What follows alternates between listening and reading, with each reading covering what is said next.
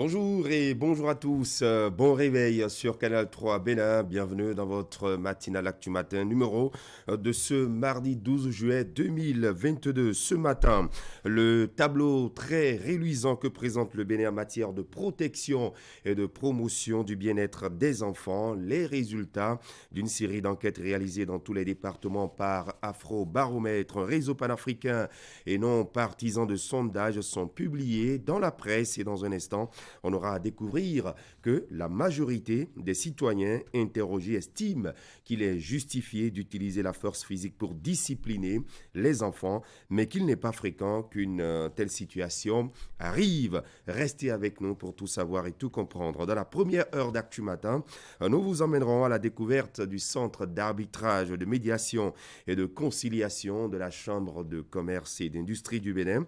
Avec son président, il sera question de l'attractivité économique et de la justice commerciale, ceci dans le cadre des règlements des litiges commerciaux. Alain Amoussoupevi est notre premier invité. Juste après, nous aurons le forum de discussion avec les débatteurs et notre invité fil rouge du mardi, puisque mardi on parle santé. La rubrique conduite par Zakat Latunji pose ce matin un problème de société et de santé. Il s'agira de toucher de plus près l'éternel phénomène de dépigmentation volontaire de la peau. Fortune Wetorosu est conseillère en soins corporels et esthétiques. Elle nous fera la description de cette pratique bien connue au Bénin et en Afrique. Merci de votre fidélité. Bienvenue sur Actu Matin.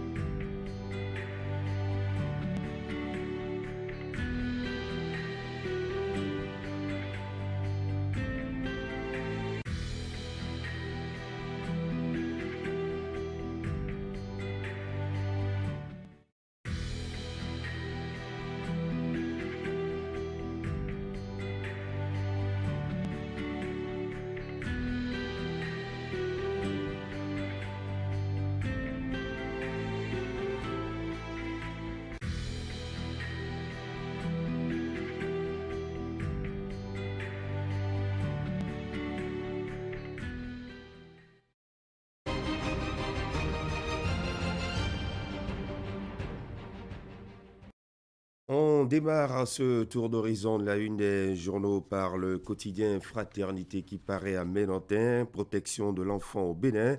Afro-Baromètre dévoile un tableau réluisant. La performance gouvernementale dans la protection et la promotion du bien-être des enfants vulnérables est plus prononcée en milieu urbain que rural. Et puis, caniveau à ciel ouvert aux abords des voies à Cotonou et à Bomé-Calavi, constat du journal de véritables pièges à hommes, un danger qui reste ignoré. Et puis, éliminatoire de la CAN U20, la liste des 45 écureuils espoirs présélectionnés est publiée en page 5 du journal ce mardi. On va évoluer avec le journal Le Matinal qui nous renvoie au 27 juillet prochain avec l'arrivée à Cotonou du président Emmanuel Macron, le président français. Patrice Talon, une diplomatie discrète et efficace, écrit ce matin le journal. Et puis, production vivrière au titre de la campagne agricole 2022-2023, une hausse de 4,6% est envisagée. La nation à présent qui nous transporte et nous installe à la zone industrielle de Glodjibé et de Z. 32 investisseurs se partagent le domaine de 400 hectares. Et puis audience au Palais de la Marina, Patrice Talon reçoit Joseph Diogbenou, président de la Cour constitutionnelle. Et puis renforcement de la coopération militaire entre le Bénin et le Niger. Alain Nouati, le ministre délégué auprès du président de la République et en charge de la défense nationale, a échangé avec le président nigérien Mohamed Bazoum. L'économiste. Institution bancaire sous-régionale, le nouveau gouverneur de la BCEAO, Jean-Claude Brou, entre en fonction. Et puis, amélioration de la qualité du service, la Direction générale des services financiers a échangé avec les banques installées au Bénin. Le quotidien Matin Libre parle politique ce matin avec des visages que vous connaissez à la une. Ce matin nous renvoie à la célébration du 62e anniversaire de l'indépendance, le 1er août 2022, à situation particulière, mesures spéciales, écrit le journal. La libération des détenus et le retour des exilés politiques, c'est bien possible par talent. Et puis, la preuve que la politique et la diplomatie priment parfois sur la justice. Le journal qui présente les visages de Léadi Soglo, de Sébastien Germain à Javon, de Valentin Gélantin, de Komi Kouché et de Rekia Madoukou et de bien d'autres acteurs politiques, sans oublier Joël Aïvor et bien d'autres personnalités qui ont marqué la vie politique au Bénin. Le pays émergent à présent qui parle de la prochaine élection à la Fédération béninoise de football. Il y a donc nécessité de tenir compte de l'équilibre régional dans la composition du bureau. Le mono, toujours frustré, écrit ce matin le journal. Et puis, pré-campagne électorale en vue des législatives de janvier 2023, le journal se pose une question. Où se trouve la vraie opposition politique au gouvernement de la rupture? Article à découvrir dans les colonnes du journal. On va revenir à la une du quotidien Fraternité qui ce matin nous présente ce tableau reluisant selon les enquêtes d'Afrobaromètre au sujet de la protection de l'enfant au Bénin.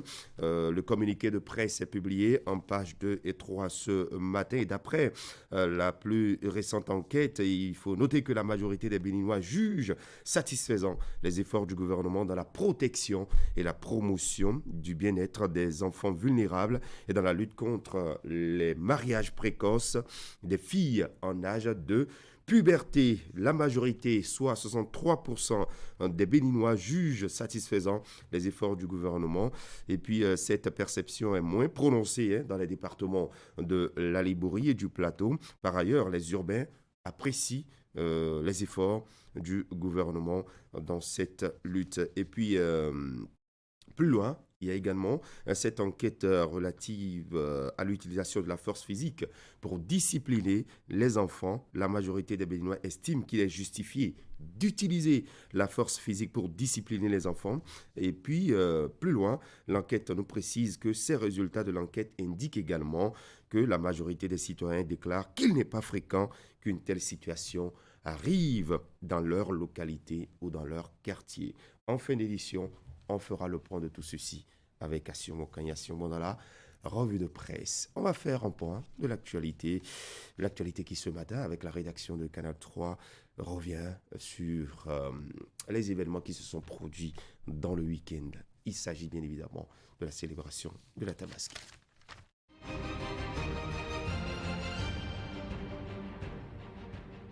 Pour le compte de l'année 2022. Top départ pour l'acte 3 du Forum des entrepreneurs et chefs d'entreprise Forec. Après les résultats connus lors des 2 premières éditions, l'organisation des professionnels d'entreprise tient le pari de l'organisation de ce creuset d'échange entre les chefs d'entreprise et des personnes à vocation entrepreneuriale. L'objectif est de les former, de renforcer leurs capacités sur un certain nombre de thématiques de la vie de l'entrepreneur et de la vie de l'entreprise. L'autre objectif que nous poursuivons, c'est de contribuer à l'épanouissement personnel, à la croissance personnelle de chaque entrepreneur. L'ambition est clairement affichée, éloigner le spectre de regret de tout jeune entrepreneur. En plus des traditionnelles communications, l'agenda de ce forum dispose une particularité cette année. La particularité ici, c'est que nous allons organiser une foire commerciale, ce que nous n'avions pas fait aux 2 dernières éditions. Nous allons organiser une foire qui va constituer un cadre d'affaires pour les participants. Nous allons également organiser la table ronde des chefs d'entreprise. Ce sera un cadre de décision entre chefs d'entreprise béninois pour solutionner à un certain nombre de problématiques que nous vivons en tant que chefs d'entreprise. Des organisations étatiques sont aussi conviées à ce rendez-vous des créateurs de richesses auxquels elles donnent déjà leur caution. J'estime que le Forec est un espace de formation, un espace de formatage des jeunes entrepreneurs. Je suis heureux et fier parce que le Bénin a compris, la jeunesse béninoise a compris ce qui constituait l'obstacle pour l'émergence des entreprises et l'émergence entrepreneuriale au Bénin. J'ai noté vraiment des personnes de qualité et je trouve que depuis 2 ans, beaucoup de belles choses se passent. Je pense que cette initiative est à soutenir et à encourager. D'ailleurs, les bienfaits du Forec ont été révélés sur la toile ces dernières semaines avec une vidéo anecdotique. Lorsqu'on a transporté ce jeune homme imaginaire sur cette civière, son ami de l'autre côté lui a demandé « mais qu'est-ce qui lui est arrivé ?» Et à l'autre de répondre « et il faudrait qu'abord réviser différent. » La caricature montre surtout les rudiments de réussite que les participants tirent habituellement de ce forum. Cette 3e édition, qui élira domicile dans la cité balnéaire de Grand Popo les 11 et 12 novembre 2022, s'annonce comme une aubaine à tous ceux qui aspirent s'aventurer en entrepreneuriat. Les inscriptions sont ainsi lancées. Toute personne, aussi bien morale que physique, peut aller au charbon. Créée en mars dernier, l'Organisation des professionnels d'entreprise reste le cadre juridique du Forec, qui se veut un rendez-vous annuel des bâtisseurs. Je ne vais pas citer tout le monde. Les professionnels des médias à l'intérieur de la zone industrielle de Glodjibé, pas pour couvrir la visite des acteurs privés, encore moins des autorités publiques, mais plutôt pour visiter eux-mêmes des réalisations du gouvernement qui se matérialisent par les infrastructures mises en place pour accueillir les investisseurs du Bénin, de l'Afrique et le reste du monde. Une manière pour l'APS et la CIPI Bénin SA de faire la promotion de la zone économique spéciale à travers les hommes des médias, vecteurs de l'information crédible. Avant l'étape de la visite guidée proprement dite, les responsables de l'APS et de la CIPI Bénin SA ont d'abord présenté le projet via son niveau de réalisation, ses implications économiques et sociales pour le développement. S'en sont suivies les phases de visite débutées par la zone commerciale et administrative, de même que quelques chantiers des 23 investisseurs ayant déjà occupé les 400 hectares aménagés. L'autre phase importante du parcours des journalistes est la visite des unités industrielles déjà opérationnelles. Pour nous, c'est un élément important que les journalistes puissent venir se rendre compte de cette opportunité de manière à ce qu'ils puissent relayer auprès de la jeunesse l'ensemble des informations qu'ils auront réussi à recueillir ici dans la zone économique spéciale de Glodjibé. L'idée, c'est de dire à la jeunesse qu'il y a beaucoup d'espoir aujourd'hui avec ce plan ambitieux du gouvernement qui va permettre aujourd'hui de créer à peu près 350 000 emplois dans la zone et de dire à la population que nous avons besoin en fait de ressources humaines pour faire en sorte que notre pays puisse vraiment se développer dans ces lignes de force que sont le textile, la noix de cajou et la transformation, notamment dans ce qui concerne la transformation agro-industrielle. Avec cette visite, les acteurs des médias ont désormais une idée claire de la politique d'industrialisation du gouvernement et du projet de construction de cette zone économique spéciale. De même, ils sont mieux outillés sur les dispositifs ayant favorisé sa construction, sans oublier les opportunités offertes par la GDIZ. Nous avons des jeunes qui sont en train d'être formés au métier du textile, à la confection de vêtements. Dans à peu près 2 mois, nous allons pouvoir vendre à peu près 1 million de pièces de vêtements fabriquées en République du Bénin. Nous ne sommes pas au Bangladesh, nous ne sommes pas en Éthiopie, mais en République du Bénin. Ça, c'est très important parce que nous avons commencé dans cette zone la transformation de notre économie. Nous allons pouvoir changer le paradigme économique des Béninois, créer plus d'emplois, plus de richesses, et c'est ça qui est le plus important.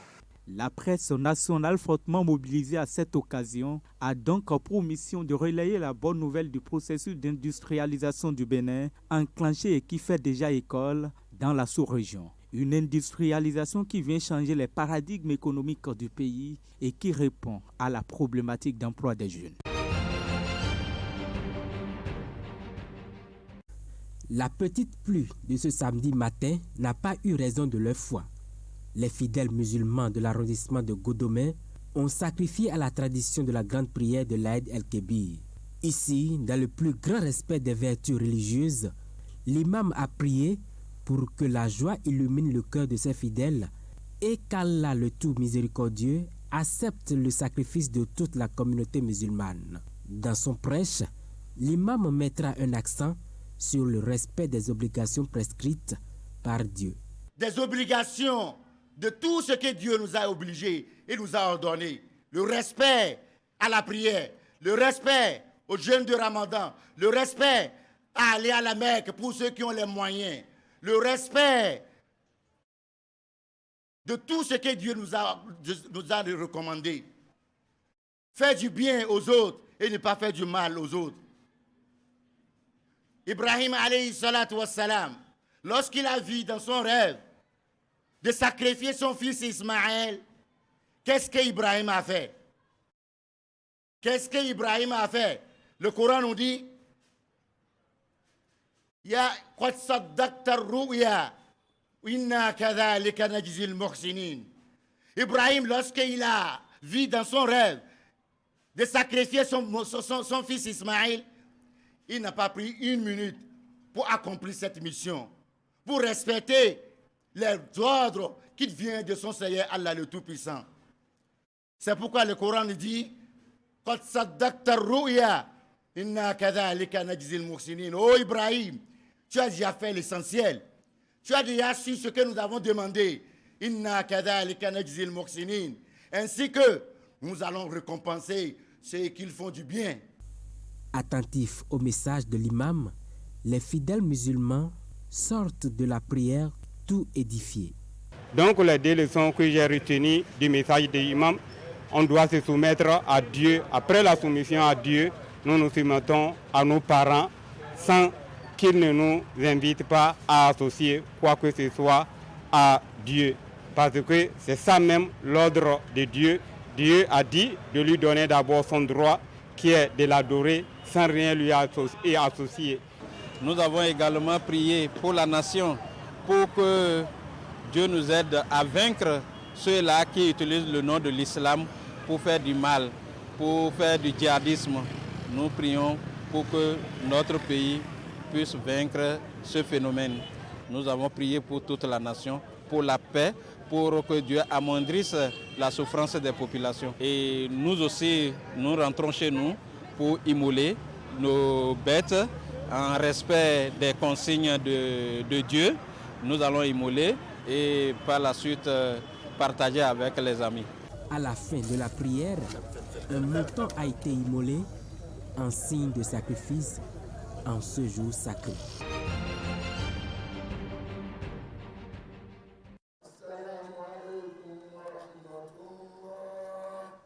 Des prières à l'endroit d'Allah à l'occasion de la Tabaski.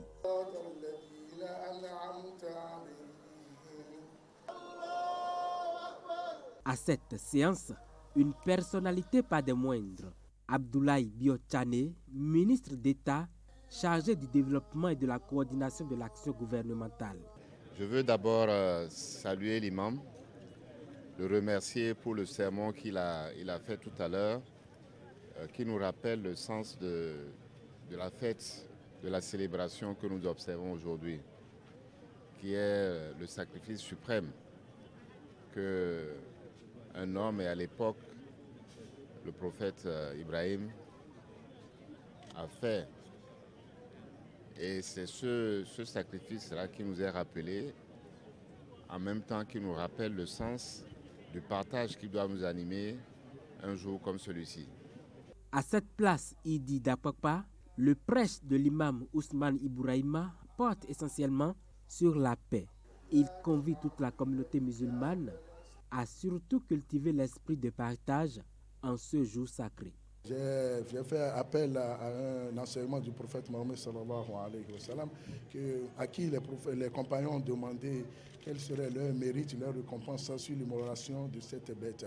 Le prophète les a répondu par inspiration divine que vous aurez sur chaque poil que contient chaque bête que vous avez immolée, vous aurez une récompense. Allez-y alors comptez le nombre de poils qui se trouvent sur chaque bête et revenez, moi veut dire le nombre que vous avez vu. Ce qui veut dire que les bénédictions qui vont nous échoir sur cette immolation sont incommensurables. Donc j'ai imploré cette bénédiction sur tout le peuple béninois, sur le gouvernement et la tête aussi, le chef de l'État. Voici donc l'acte suprême qui caractérise la célébration de la Tabaski, l'immolation de la bête après la grande prière.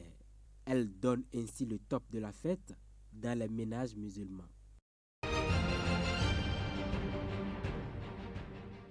Quatre moutons offerts aux personnes en détention à la prison civile de Porto Novo et 2 aux handicapés mentaux du centre Saint-Camille d'Avranco. Cet acte est accompli par la Jamaat islamique Ahmadiyya du Bénin pour permettre à ces personnes en situation difficile de partager ensemble la joie de la Tabaski telle que voulue par la foi islamique. Depuis près de 10 ans, nous venons ici à l'approche de nos fêtes, comme la petite fête, comme vous savez, le Ramadan, et aussi maintenant la Tabaski. Comme c'est la fête de moutons, comme on a l'habitude de dire, on leur offre quelques moutons. Le don dans l'islam, ça fait partie des 5 piliers de l'islam. Parce qu'on appelle quelque chose la zakat. C'est obligatoire. Ce n'est pas quand tu en as, même jusqu'à ce que notre prophète nous a dit, la zakat par exemple, si tu as quelque chose, c'est au moins 2,25 francs sur 1000 francs, 2,5%.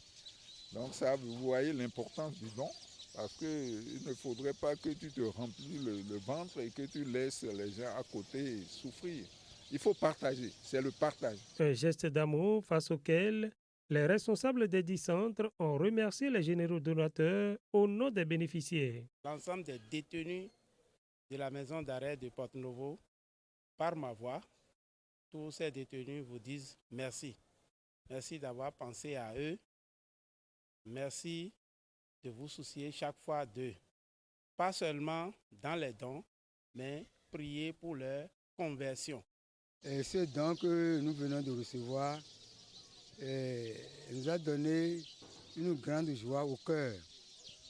Parce que demain, nous aussi, nous allons pouvoir fêter comme les autres.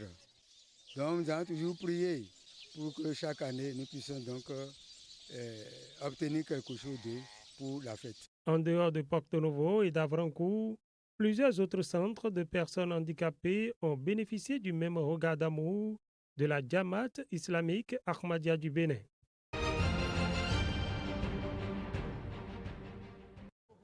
Placidi de Nati Tengou en ce jour mémorable de l'Aïd el-Kébir, édition 2022. Des bœufs immolés pour la circonstance, destinés à être distribués aux couches défavorisées de la commune de Nati Tengou et ses environs, qui n'ont pas eu de moyens pour s'acheter la bête recommandée, afin de sacrifier à la tradition d'Abraham. C'est la caravane Tabaski 2022, une initiative purement sociale et charitable de l'Association islamique des œuvres humanitaires basée à Nati Tengou. Grâce à l'appui de ses partenaires turcs, cette association confessionnelle et apolitique permet aux personnes indigènes de la cité de célébrer la Tabaski dans la convivialité. L'événement de ce jour est dénommé Caravane Tabaski 2022. Et cette caravane consiste à distribuer la viande et les bêtes aux pauvres, à ceux qui n'ont pas les moyens d'acheter les bêtes, pour qu'ils fêtent dans la joie comme tout le monde. Et c'est pour cela l'Association islamique des œuvres humanitaires, nous organisons cette caravane chaque année, disons depuis 15 ans que nous organisons cette caravane pour que tout le monde ait un peu et fêter dans la joie. Au-delà de la cité de Nanto et ses environs, une vingtaine d'autres communes à l'échelle nationale bénéficient de cette œuvre. Si au total, un peu plus de 800 têtes de bœufs ont été mobilisées pour être distribuées au plan national, La commune de Natitengwa, elle seule, s'en sort avec 200 têtes, au grand bonheur des bénéficiaires. C'est l'association AIOH qui nous a appelés de venir ramasser les bœufs pour Tabaski, pour aller partager ceux qui n'ont rien au village, avec les gens qui sont en Tangueta. On remercie Dieu. Les bœufs que l'association AIOH nous a fait un don. Chaque année, il faut un don pour aider les pauvres. Ceux qui ne peuvent pas acheter les bœufs ou bien les moutons pour faire Tabaski, ils sont là pour nous aider. Nous les remercions énormément. On les souhaite bonne chance. Une fois ces bêtes acheminées vers les localités d'accueil, les gigots sont distribués aux populations cibles. Avec ces petits gestes-là, ça nous aide à fêter avec nos enfants. Nous sommes tous en joie. Tous en joie, c'est comme si on a aussi tué des bêtes. Donc on rend vraiment grâce à Dieu. L'association ne fait que prier pour eux chaque année pour que ça soit plus que ça. Grâce à cette viande qui vient d'être distribuée, chacune de ces femmes, une fois dans son ménage, partagera de bons moments de fête de Tabaski au même titre que ceux qui ont immolé leurs bêtes.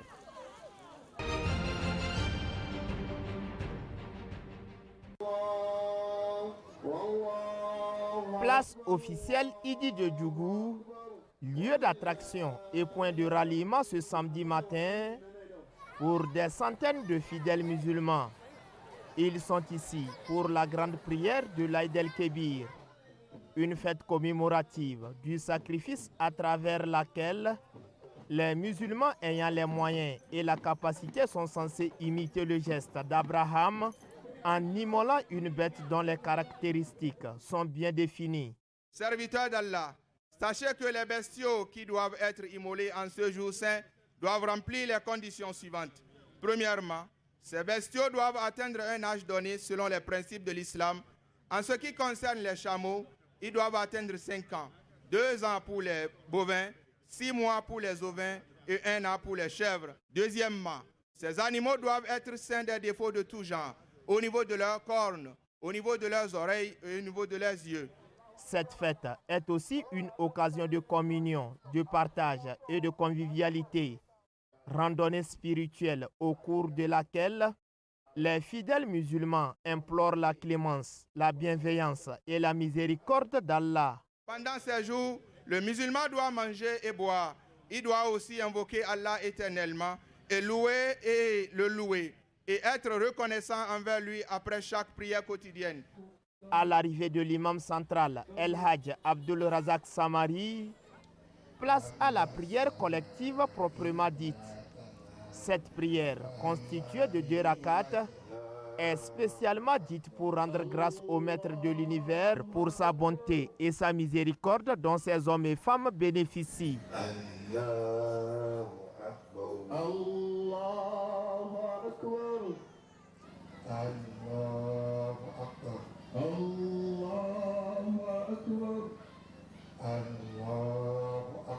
Après cette prière, le sermon est dit par l'imam célébrant qui exhorte les fidèles musulmans à poser les actes qui raffermissent leur foi.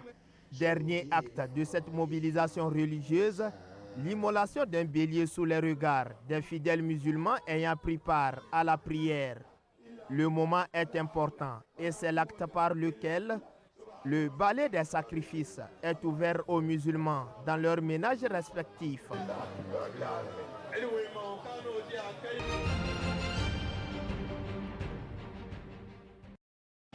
Mes impressions sont meilleures. Avec tout ce que j'ai vu au lieu de la prière du Idi, vraiment, nous remercions Dieu. Nous remercions Dieu, vraiment, avec tout ce qu'il a fait pour nous. Et nous lui demandons encore de nous donner encore la santé, la longévité, que l'année prochaine, vraiment, que ça soit encore très bien et mieux que ceci.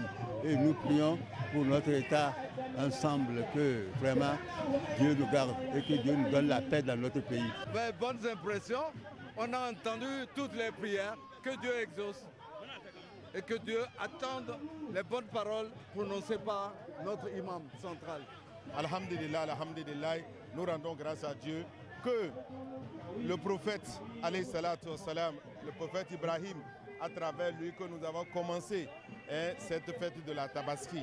Avec le prophète Mohammed sallallahu alayhi wa sallam, nous le faisons, comme on le dit en islam, la salah.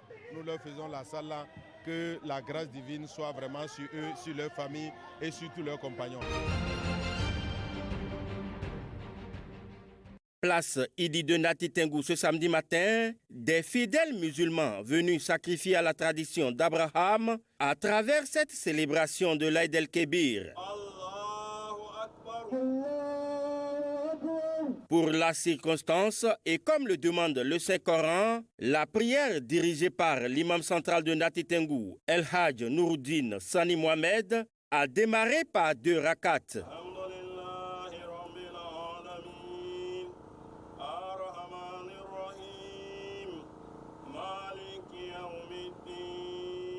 « 70 jours sont donc passés après Ramadan et cette prière permet à ces fidèles musulmans de rendre grâce à Allah pour sa sollicitude. Dans son sermon du jour, le guide spirituel a exhorté les uns et les autres sur l'importance de l'instruction. La recherche de la connaissance est obligatoire sur tout le monde entier, hommes comme femmes, nous tous.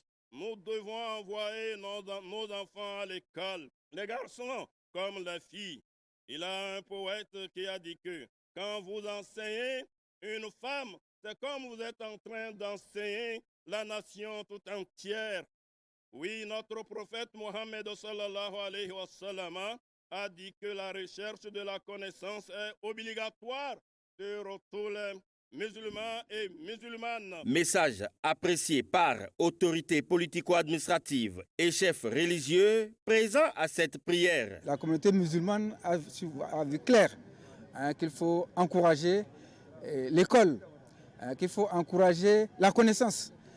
Grâce à la connaissance, je crois que le développement sera une réalité, l'insécurité va reculer et le pays va connaître son épanouissement. Au nom donc de Madame le Préfet empêché, je voudrais vraiment remercier la communauté musulmane, en commençant par son premier chef, l'imam de la mosquée centrale de Nati Tengou, pour cette belle célébration en 2 phases. D'abord les 2 rakats, ensuite le sermon plein de leçons qui invite nos populations d'envoyer nos enfants à l'école pour que notre département puisse concurrencer les autres départements au résultat. À la fin de la prière de la Tabaski, l'imam central de Nati Tengou a immolé cette bête, donnant ainsi le top aux fidèles de sacrifier à cette tradition dans leurs domiciles respectifs.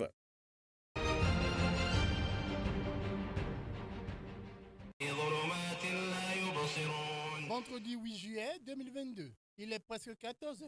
Un invité surprise est au milieu de la communauté musulmane de Rouedogli, de la commune de Toviclin, en pleine prière. Il s'agit du député Ernest Melewanou, qui est venu communier avec ses frères musulmans et leur offrir de quoi célébrer dans 24 heures l'Aïd el-Kébir, la fête de la Tabaski.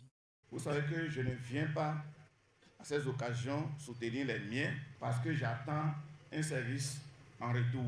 Tout juste vous voir en joie et moi j'ai mon bonheur.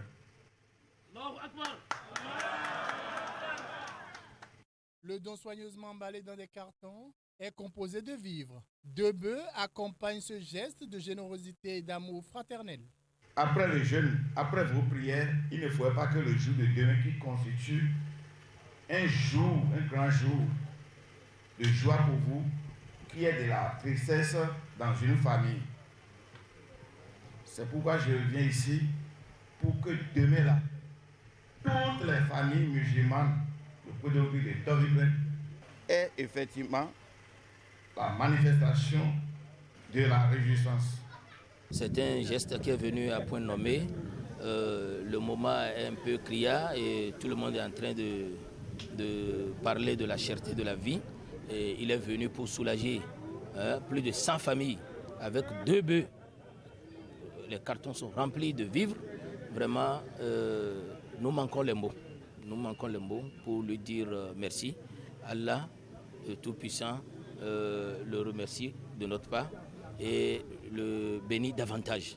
Ernest Medewanou est un député élu dans la 12e circonscription électorale que forment les communes de Dogbo, Lalo et Tavikle. Il a saisi cette occasion pour encourager la communauté musulmane à continuer de prier pour le Bénin et ses dirigeants. Je vous prierai de vraiment prier pour celui qui dirige le Bénin aujourd'hui, le président Talon, pour tout ce qu'il fait, les réformes courageuses qu'il a enclenchées pour un bonheur efficace à notre nation. Nous souhaitons que cette fête de cette année soit placée sous le signe de l'amour. Oui, l'honorable n'est pas musulman, l'honorable n'est pas en politique, il n'est pas en campagne, mais vraiment il a témoigné qu'il est digne fils de Tavikle. Qu'Allah le soutienne comme il nous a soutenus. Des familles repartent de cette cérémonie fort simple, la joie au cœur et rassurée de célébrer avec faste l'Aïd el-Kébir 2022.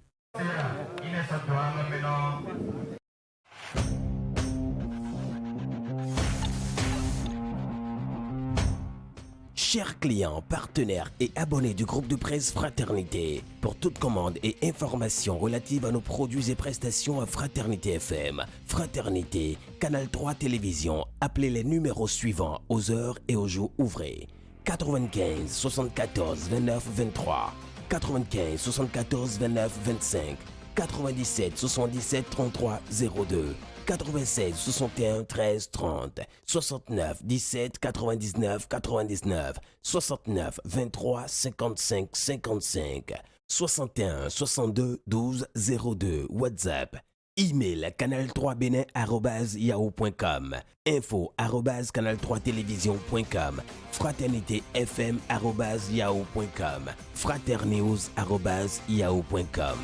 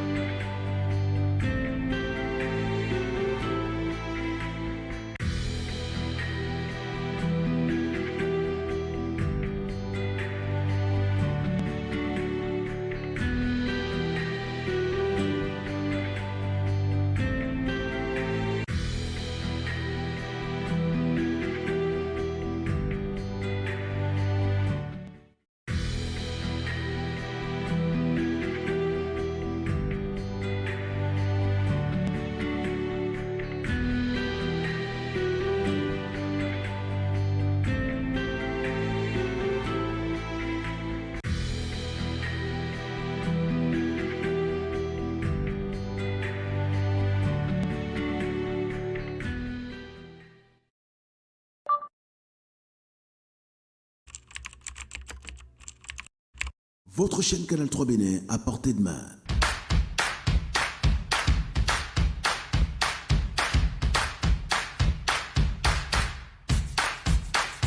Découvrez désormais, depuis votre smartphone ou tablette, toute l'actualité nationale et internationale, vos émissions préférées de la chaîne Canal 3 en live 24/24, où que vous soyez, à travers son application disponible en téléchargement libre sur Play Store. Canal 3 est sur le www.canal3télévision.com. Vous êtes les bienvenus. Canal 3, la passion de l'image.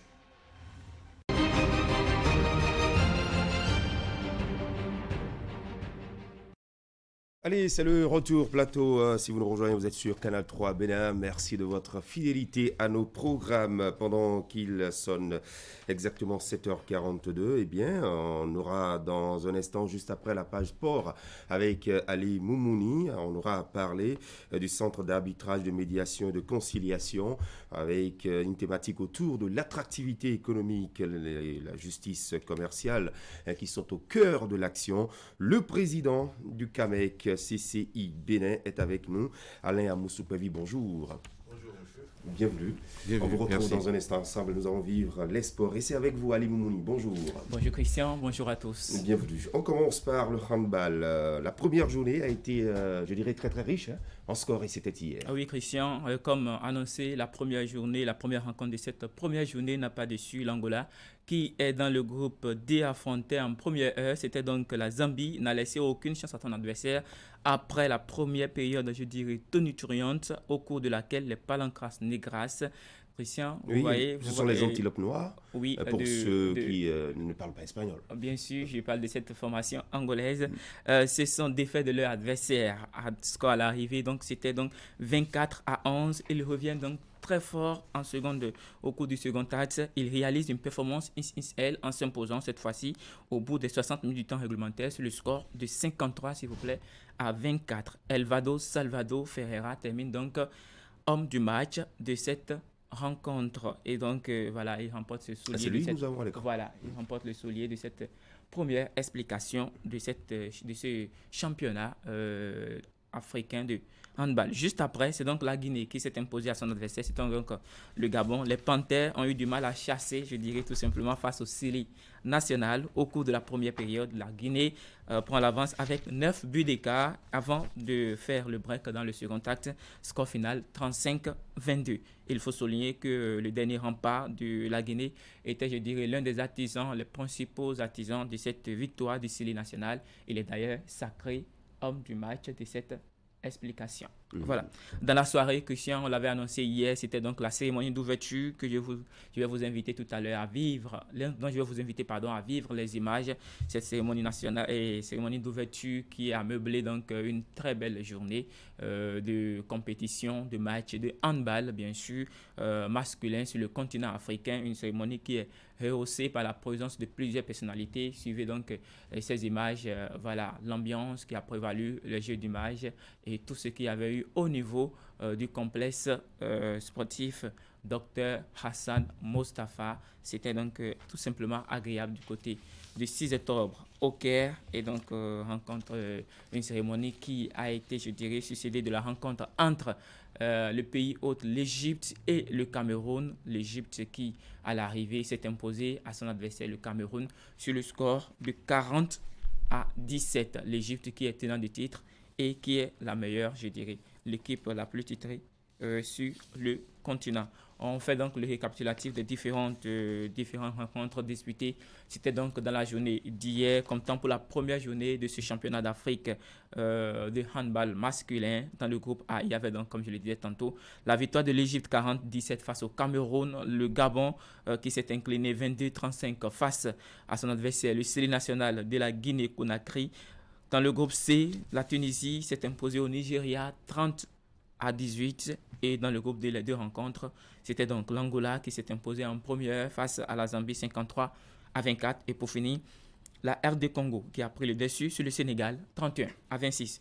Aujourd'hui, le rendez-vous, il est tout simple, connu bien sûr dans les différents groupes. Il y aura donc le groupe A, le Cameroun, qui aura pour adversaire le Maroc. L'Égypte sera au repos puisqu'il y a seulement 3 équipes dans ce groupe. Dans le groupe B, la Guinée aura pour adversaire l'Algérie. Là aussi, il y a 3 équipes. Après, je dirais le retrait de l'équipe du Kenya qui n'a pas effectué le déplacement du Caire. Dans le groupe C, le Cap-Vert aura pour adversaire le Nigeria. Et pour finir, le groupe D, la Zambie affrontera la RD Congo et le Sénégal jouera donc contre l'Angola. Christian, voici en quelque sorte les informations à retenir pour ce qui concerne cette compétition de handball africain au masculin. Voilà, on va évoluer. On va parler maintenant de l'Euro féminin sur le vieux continent. Oui, Christian, on s'attendait à un bras de fer hier pour cette entame de la deuxième journée entre les Lions anglaises et puis la Norvège d'Ada Hegerberg, la toute première ballon d'or de le tout premier ballon d'or au féminin, bien sûr, du football. Mais hier, Christian, c'était tout simplement une balade pour les Anglaises qui ont surpassé les attentes. 8-0, s'il vous plaît. On a dépassé le tennis. On s'attendait à 7, mais ils ont battu. Elles ont battu le record. Elles se sont éclatées, je dirais. Oui, elles ont battu le record, bien sûr, de la compétition en termes de victoire. Et c'était bien sûr cette équipe anglaise qui s'était imposée, qui détenait le record. C'était 6-0 face à l'Écosse. Aujourd'hui, l'équipe remporte face à la Norvège 8-0. Et je dirais une belle entame de mission pour la sélectionneur, bien sûr, qui, grâce à elle, a permis aux Pays-Bas de remporter la dernière édition de l'Euro féminin. Aujourd'hui, elle est du côté de l'Angleterre. Et à quoi donc doit-on s'attendre? Est-ce qu'elle va permettre à cette formation de remporter la compétition cette fois-ci? En tout cas, c'était 6 victoires avec les Pays-Bas et déjà la deuxième avec l'Angleterre qui a étrié son adversaire hier avec un triplé de Beth Mead. Les différents résultats de la journée d'hier. L'Autriche en première, c'était donc c'était 17h, c'était imposé à son adversaire Irlande du Nord 2-0. On devait aussi voir l'ossature de ce groupe déterminé, établi, je dirais, l'hiérarchie. Et donc c'est fait, l'Angleterre détient donc le titre dans ce groupe. L'Angleterre est donc qualifiée déjà après 2 journées. Pour l'étape suivante, ce serait donc les quarts de finale. Aujourd'hui, dans le groupe B, Christian, la deuxième journée, le Danemark sera l'adversaire de la Finlande et pour finir, l'Allemagne sera donc face à l'Espagne. Une autre finale à suivre pour établir l'hiérarchie aussi dans ce groupe B. Christian, voici pour l'Euro. On va finir avec un petit bonus et parler en quelque sorte de mercato sur le vieux continent. On s'est intéressé depuis quelques jours, depuis quelques semaines aux différents je dirais déplacements des joueurs, transferts des joueurs sur le vieux continent et beaucoup plus on s'intéresse aux joueurs africains.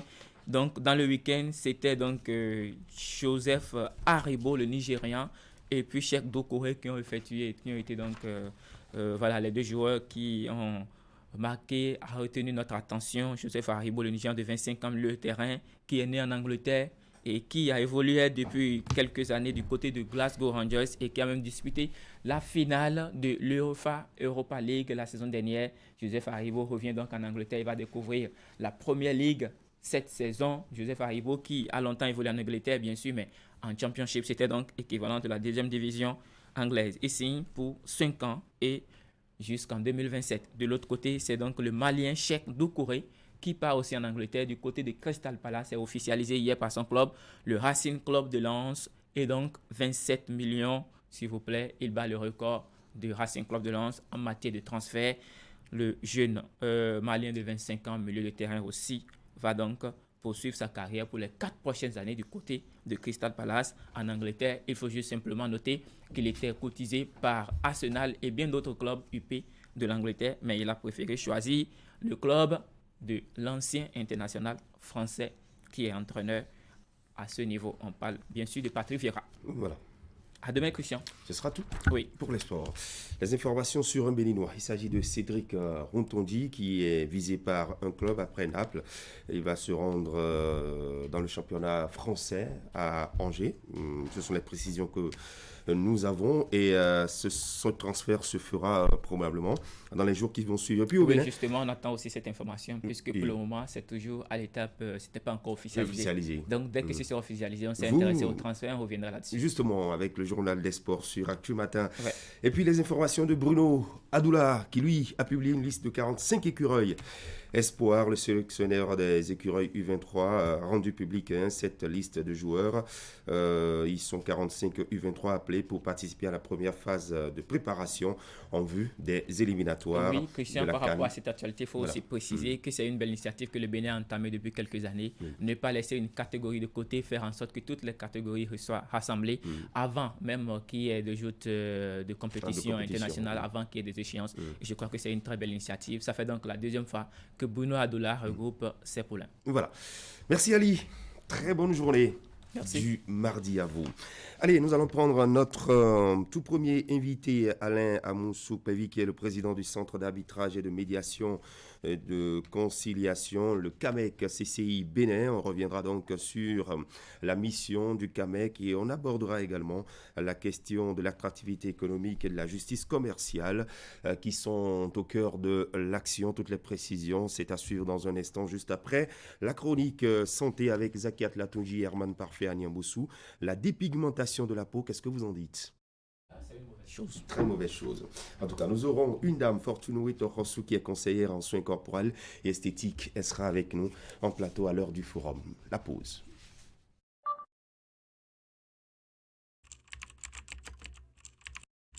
Votre chaîne Canal 3 Bénin à portée de main.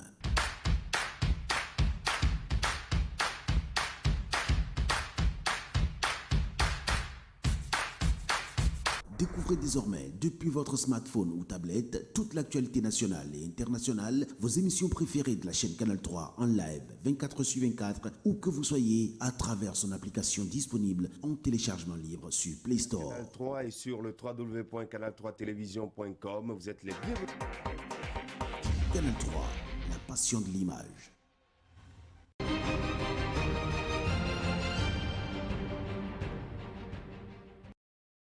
Alain Amoussou Pévi est le président du Centre d'arbitrage, de médiation et de conciliation, le CAMEC. Bonjour.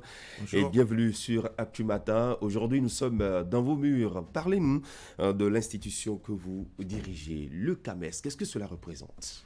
Merci beaucoup. Comme je vous l'ai dit tout à l'heure, je vous retrouve avec beaucoup de plaisir. Ah oui, c'est pour moi un immense plaisir de venir échanger avec vous par rapport à l'actualité.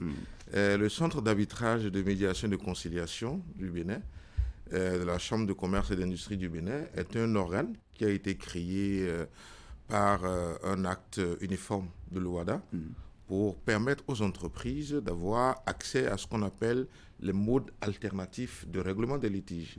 C'est-à-dire que permettre aux entreprises de disposer d'un arsenal d'outils qui leur permettent d'éviter les procédures contentieuses. Voilà ce que fait brièvement le CAMEC. Alors, vous avez parlé de litiges. Est-ce qu'il y en a en milieu commercial, et notamment chez nous, au Bénin? Oui, alors, écoutez, le secteur commercial, d'accord, est un des secteurs où on retrouve le plus de litiges. On n'a pas idée de comment cela se passe parce que on est en face de personnes avec des intérêts qui parfois peuvent être divergents. Oui. Vous voyez, les gens s'asseyent, se retrouvent à un moment donné pour formaliser une entente. Ils signent un contrat. Mais dans le parcours, dans le développement après, il y a plusieurs situations qui peuvent amener à ce qu'il y ait des problèmes d'interprétation du contrat, de compréhension du contrat. Ça peut être parfois de bonne foi, mais des divergences d'opinion, d'intérêt peuvent amener à avoir des conflits. Et le conflit est intimement lié à la vie de l'entreprise. Et on ne peut pas imaginer qu'une entreprise se développe, naisse, se développe, traverse les années sans avoir été dans une situation de différend ou de conflit. Donc, le conflit est inhérent à la vie de l'entreprise. Alors, et vous êtes là, votre en tout cas, institution fait quand même un travail remarquable. Vous avez parlé d'attractivité, vous avez parlé de justice commerciale et autres. Comment définissez-vous ces deux thématiques au niveau du CAMEC? Merci beaucoup. Pour commencer par l'attractivité, pour définir l'attractivité, elle se définit par la capacité à, disons, attirer et drainer des hommes, des activités, des fonctions, des compétences vers un territoire grâce à ces ressources sans, disons, les dilapider, sans dilapider ces ressources-là et sans négliger les conditions de vie des populations. Alors, la notion fait intervenir aussi un certain nombre de facteurs qui influencent les opportunités et les incitations qui permettent à une entreprise d'investir de façon rentable, de créer des emplois, de se développer et de générer du profit. Et dans ce sens-là, les États mettent en place un certain nombre d'outils, c'est-à-dire des leviers qui leur permettent de rendre leur pays attractif pour les investisseurs. Quels sont ces leviers-là? Je vais vous en citer quelques-uns. Il y a premièrement la stabilité. La stabilité, ensuite il y a la sécurité, il y a la réglementation, il y a la fiscalité, il y a la qualité de la main-d'œuvre, il y a le marché du travail. Donc ce sont tous ces éléments qu'on met ensemble pour parler de l'attractivité économique et parler de climat des affaires dans un pays. C'est ça. Et la justice commerciale? Alors, la justice commerciale revient à ensuite renforcer cet arsenal d'outils, de mesures, de réformes qui sont mises en place par les États, en ce sens que, cher ami, vous créez une entreprise, vous allez arriver dans un pays, vous créez une entreprise, vous avez une opportunité, vous créez une entreprise. Mais vous avez des inquiétudes en ce sens que le jour où il y a un conflit, vous pourrez vous retrouver en cas de cessation d'activité parce que vous n'avez pas les outils qui vous permettent d'aller rapidement au-delà de ce litige-là. Vous avez un problème avec un fournisseur et dont la continuité de votre activité dépend des relations avec ce fournisseur-là. Et vous vous retrouvez en situation de conflit. Lorsque ce conflit n'est pas réglé, cela peut avoir des conséquences désastreuses sur votre activité.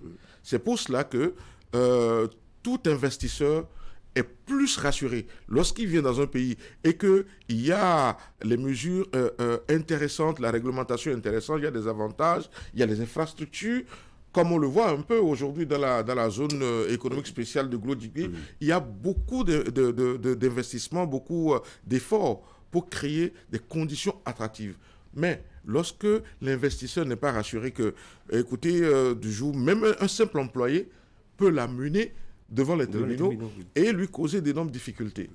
Donc c'est en cela que tout entrepreneur, toute entreprise est rassuré dans le cas où il est dans un pays où il sait qu'au niveau de la justice, il y a des outils qui lui permettent d'aller rapidement au-delà de cette difficulté en évitant au maximum autant que possible les procédures contentieuses. Alors, lorsque les opérateurs économiques viennent à vous au niveau du CAMEC, alors comment est-ce que vous les accompagnez dans la résolution des conflits, des litiges qui naissent de leurs relations commerciales? Alors, le rôle du CAMEC, il faut déjà l'expliquer. Le rôle du CAMEC, le CAMEC même ne règle pas les litiges. Alors, pour comprendre le rôle du CAMEC, il faut que je dise deux mots sur la procédure. Parce que lorsque vous parlez, j'ai parlé tout à l'heure de ce qu'on appelle les modes alternatifs de règlement des litiges. Ce sont des modes amiables de règlement des litiges. Alors, qu'est-ce que ça signifie? C'est-à-dire que dans un cas comme dans l'autre, parce qu'au Bénin, nous utilisons surtout la médiation, la conciliation, qui sont les modes non juridictionnels, mais à côté, il y a l'arbitrage qui est un mode juridictionnel. Alors, comment est-ce que cela fonctionne? Nous mettons à disposition des parties un tiers indépendant qui les écoute, qui leur permet de discuter, d'échanger et de trouver par eux-mêmes la solution à leur litige. Ça, c'est le rôle du CAMEC. Le CAMEC fait de la facilitation, mais avant la facilitation, nous recrutons des personnes qui ont certaines qualifications. Voilà. Et nous leur donnons une base de données à disposition, une base de données. Exactement, nous avons une base de données. Nous venons d'ailleurs de la renouveler en passant presque au double du nombre d'arbitres médiateurs que nous avions. Parce que nous avons estimé que lorsque nous avons des litiges, parce que nous en avons de plus en plus, lorsque nous avons des litiges, les personnes à même de comprendre l'intérêt des parties en présence, c'est certainement quelqu'un qui s'y connaît plus dans cette matière-là. Je prends votre exemple. Lorsque nous avons un litige qui oppose des maisons de presse, par exemple, nous pouvons vous prendre comme médiateur pour intervenir, amener les parties à discuter, parce que vous y connaissez.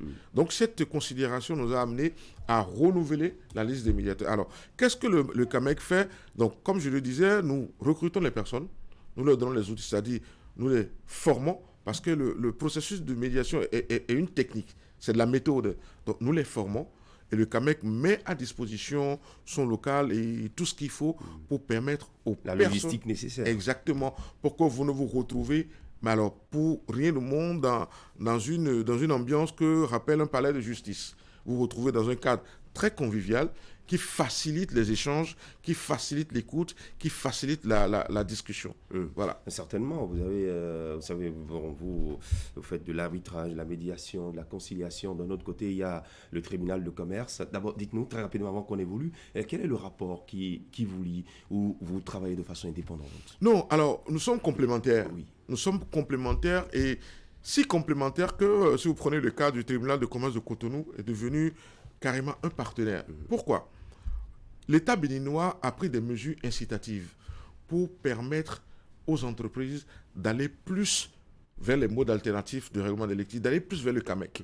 Ce qui fait que la loi 2020-08 du 23 avril 2020, d'accord, a permis aux juges de suspendre les procédures lorsqu'elles sont déjà devant les tribunaux, de suspendre les procédures et d'aller plutôt vers le centre de médiation. Ce qui fait que nous avons aujourd'hui beaucoup de dossiers qui nous sont envoyés par les juges du tribunal de commerce. Donc le tribunal de commerce est un partenaire du CAMEC. Nous travaillons ensemble et en matière de formation, nous intervenons. L'année dernière, nous avons organisé, le CAMEC a organisé une session de renforcement de capacité au profit des juges du tribunal de commerce par rapport à l'exéquature. Donc, le tribunal de commerce de Cotonou particulièrement est un partenaire de référence du centre d'arbitrage. Alors, depuis sa création, est-ce que dans le bilan des activités que vous avez menées, vous avez toujours réussi à concilier les parties en litige, en conflit? Oui, parce que nous avons un grand soutien. Vous savez, la mandature actuelle de la Chambre de commerce et d'industrie du Bénin, dirigée par le président Arnaud Akakpo, apporte un soutien de taille au CAMEC. Il y a le président Akakpo, il y a le bureau, et puis il y a le secrétaire général, et puis au niveau du CAMEC, nous avons une bonne équipe. Le secrétariat permanent avec M. Sourou et Mme Amouzou. Nous avons reçu un soutien, nous recevons un soutien assez intéressant de la part de la Chambre de commerce qui fait que nous sortons de plus en plus vers les gens. Parce que vous ne le savez peut-être pas, mais le centre d'arbitrage du Bénin est opérationnel depuis les années 2014. Oui. D'accord? Depuis 2014, ça a été créé en 2004 par l'acte de l'OADA. Mais depuis, on n'est pas vraiment sorti. Le centre n'a pas eu beaucoup de visibilité. Oui. Et donc là, on travaille à donner beaucoup plus de visibilité au centre. Et nous avons, je peux vous le dire, beaucoup d'affaires. Mais l'un de nos arguments, l'un des atouts de la procédure amiable, c'est la confidentialité. Ce qui fait que nous ne pouvons pas faire de la publicité. Sinon, nous avons beaucoup d'affaires, nous recevons beaucoup d'entreprises et nous incitons, nous sommes outillés à toujours en recevoir beaucoup plus.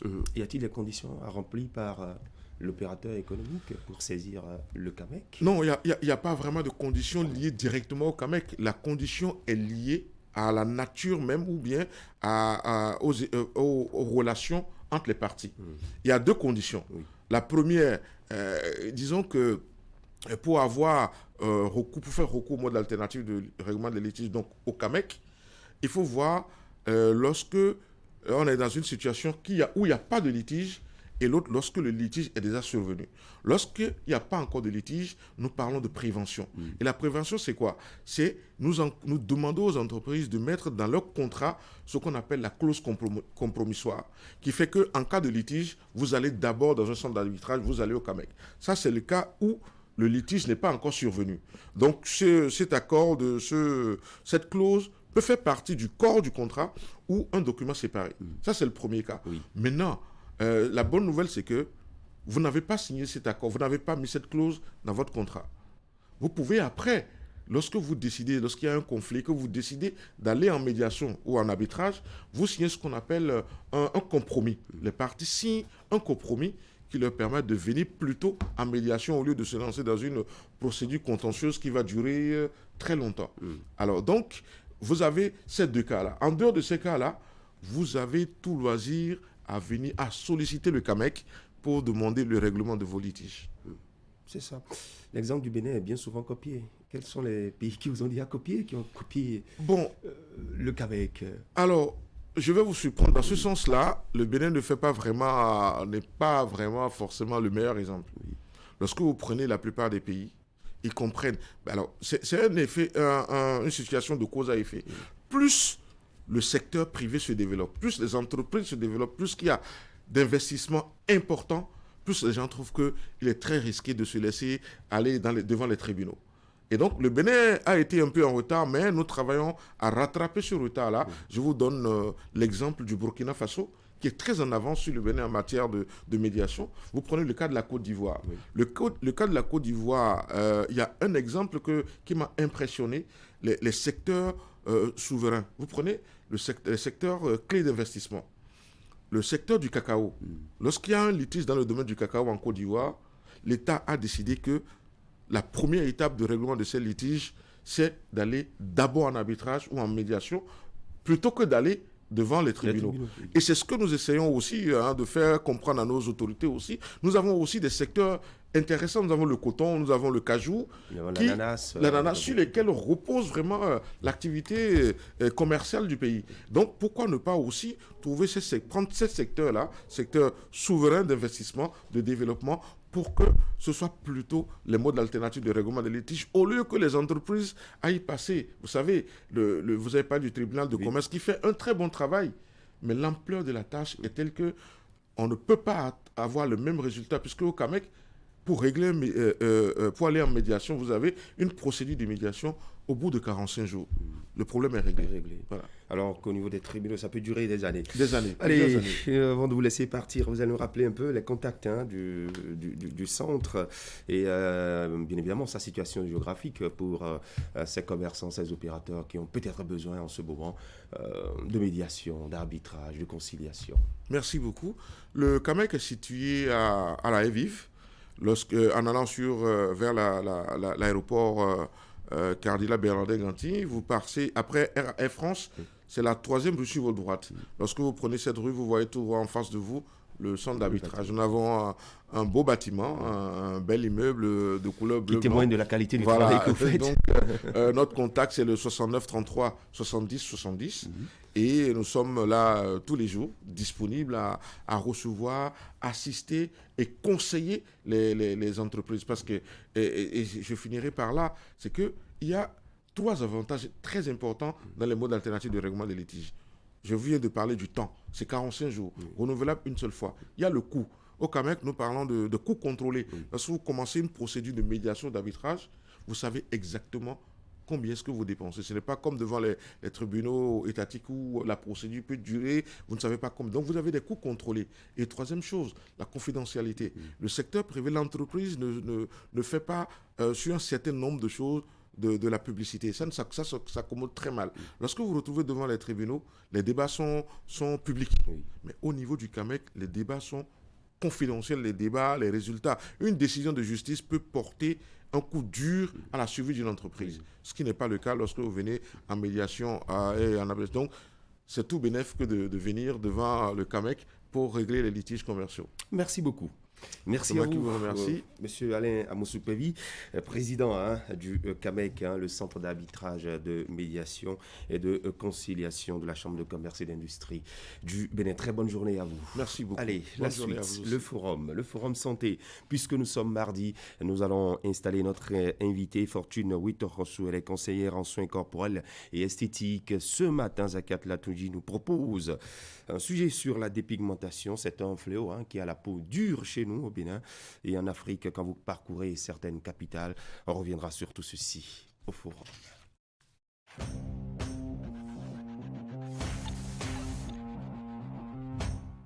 Chers clients, partenaires et abonnés du groupe de presse Fraternité, pour toute commande et information relative à nos produits et prestations à Fraternité FM, Fraternité, Canal 3 Télévision, appelez les numéros suivants aux heures et aux jours ouvrés.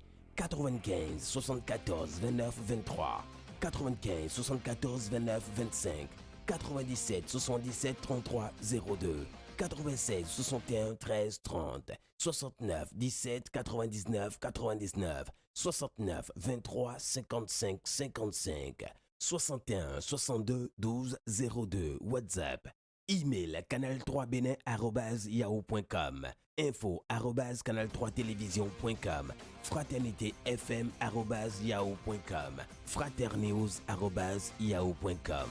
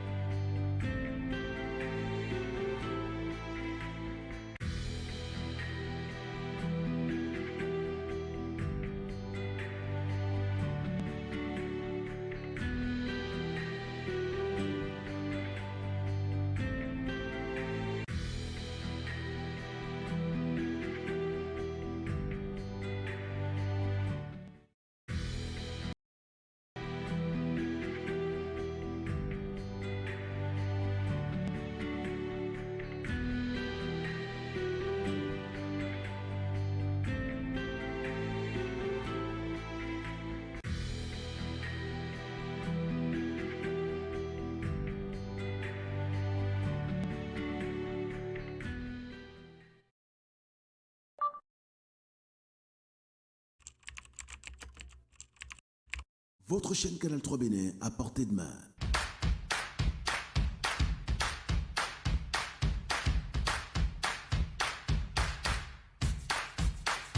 Découvrez désormais, depuis votre smartphone ou tablette, toute l'actualité nationale et internationale, vos émissions préférées de la chaîne Canal 3 en live 24/24, où que vous soyez, à travers son application disponible en téléchargement libre sur Play Store. Canal 3 et sur le www.canal3télévision.com, vous êtes les bienvenus.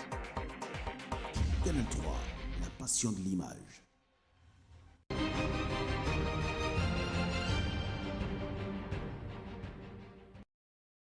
Allez, Herman Anyamboussou, bonjour. Bonjour Christian Dorijon. Zakiat Latouji, bonjour. Bonjour Christian. Fortune Wittorossou, bonjour. Bonjour. Bienvenue, vous êtes conseillère en soins corporels et esthétiques. Oui, qu'est-ce qu'on fait Vous conseillez en soins corporels, pardon, et l'esthétique, qu'est-ce que vous faites?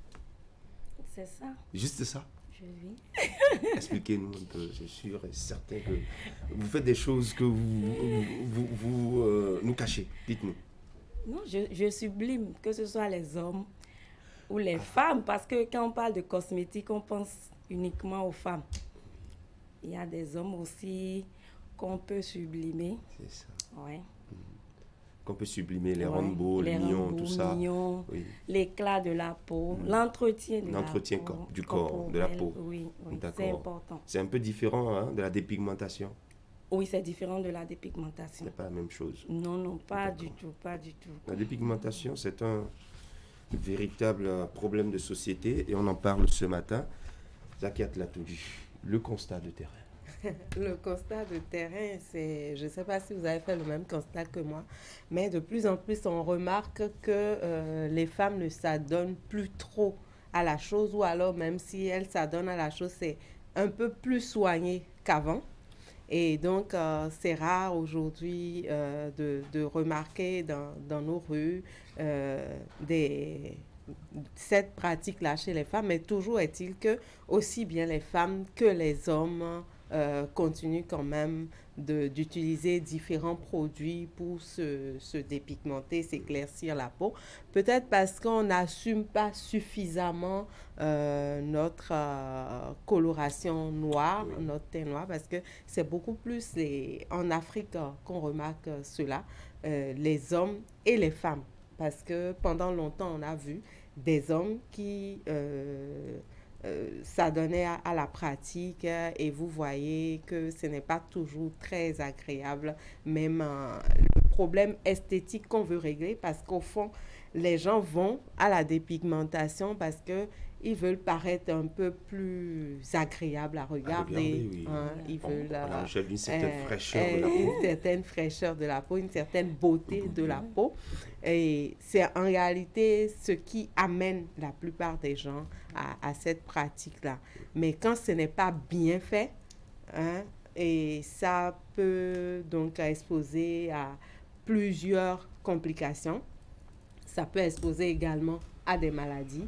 Et même le bienfait avec la spécialiste sur le plateau, on comprendra un peu qu'est-ce qu'on n'entend pas bien fait, parce que la pratique en elle-même n'est pas conseillée.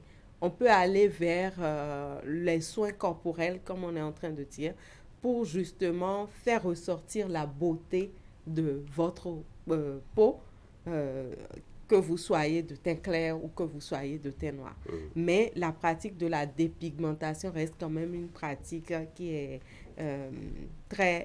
à décourager, parce que ça expose à énormément de problèmes de santé et ça ne participe pas au bien-être de la personne qui s'y adonne. Et je pense que Eman Agnamboussou a en horreur, en tout cas, ces images, ces personnes qui travaillent autrement leur peau. Vous me voyez déjà, moi-même, je ne suis pas clair et je n'entends pas me clarifier non plus la peau. Et donc, oui, la pratique de la dépigmentation, c'est une pratique qui a couru au Bénin depuis une trentaine d'années.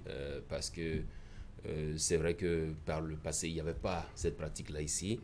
Mais tout a été pratiquement importé, y compris les produits décapants. Les produits qui permettent à la peau de devenir, de claircir ou de s'éclaircir, c'est selon. Mais je pense que c'est ce que nous appelons la négation de soi. La race noire est connue pour avoir une peau noire, pour avoir les cheveux crépus, pour avoir des choses, tout ce qu'on nous a appris au collège. Désormais, vous voyez des femmes qui changent de couleur. Si ce n'est pas du chocolat, c'est couleurs, c'est multicolore. Et vous voyez aujourd'hui même qu'on constate sur le terrain qu'il y a une sorte de... elles ont honte d'entrer dans le public. Alors, qu'est-ce qui se fait? Est-ce que pendant longtemps, parce qu'on a laissé la situation évoluer, est-ce qu'aujourd'hui quelque chose est encore faisable? C'est les mêmes femmes qui veulent sublimer l'homme et la femme. Comment est-ce qu'elles font pour que ces peaux ne soient pas rendues malades? Parce que vous avez dit, c'est une pratique qui a la peau dure, mais malheureusement, ça rend la peau des femmes très frêle et faible et tout, exposée à toutes sortes de maladies. C'est triste, c'est vraiment triste. Voilà. Alors, au regard de cette présentation, quel est le constat que vous faites? Est-ce qu'il y a de ces personnes-là qui viennent à vous? Oui, il y a de ces genres de personnes qui viennent vers moi. Et c'est surtout le manque de confiance en soi. Il y a aussi la rivalité. Parce que nous allons dire, il y a même des hommes qui mettent à disposition de l'argent pour que leurs femmes changent de couleur de peau. Juste, je me dis, pour être plus belle, attirante et remarquable, quand tu vas quelque part, qu'on dise waouh, elle scintille. Elle scintille, voilà, elle brille. Mais on oublie qu'il y a vraiment de dangers derrière cette pratique qu'il faut vraiment décourager. Voilà. Alors la dépigmentation, c'est vrai qu'entre-temps, c'était beaucoup plus chez les femmes que l'on constate ça. Avec l'évolution, dans la suite des années aussi, on a constaté que, bon, des hommes s'adonnent à cette pratique. Vous qui êtes spécialiste de la peau, dites-nous quelles sont déjà les conséquences de cette pratique-là. Les conséquences, nous avons le cancer de la peau, l'hypertension artérielle et surtout les complications rénales et... Ah bon, ça va juste là-bas? Oui, bien sûr.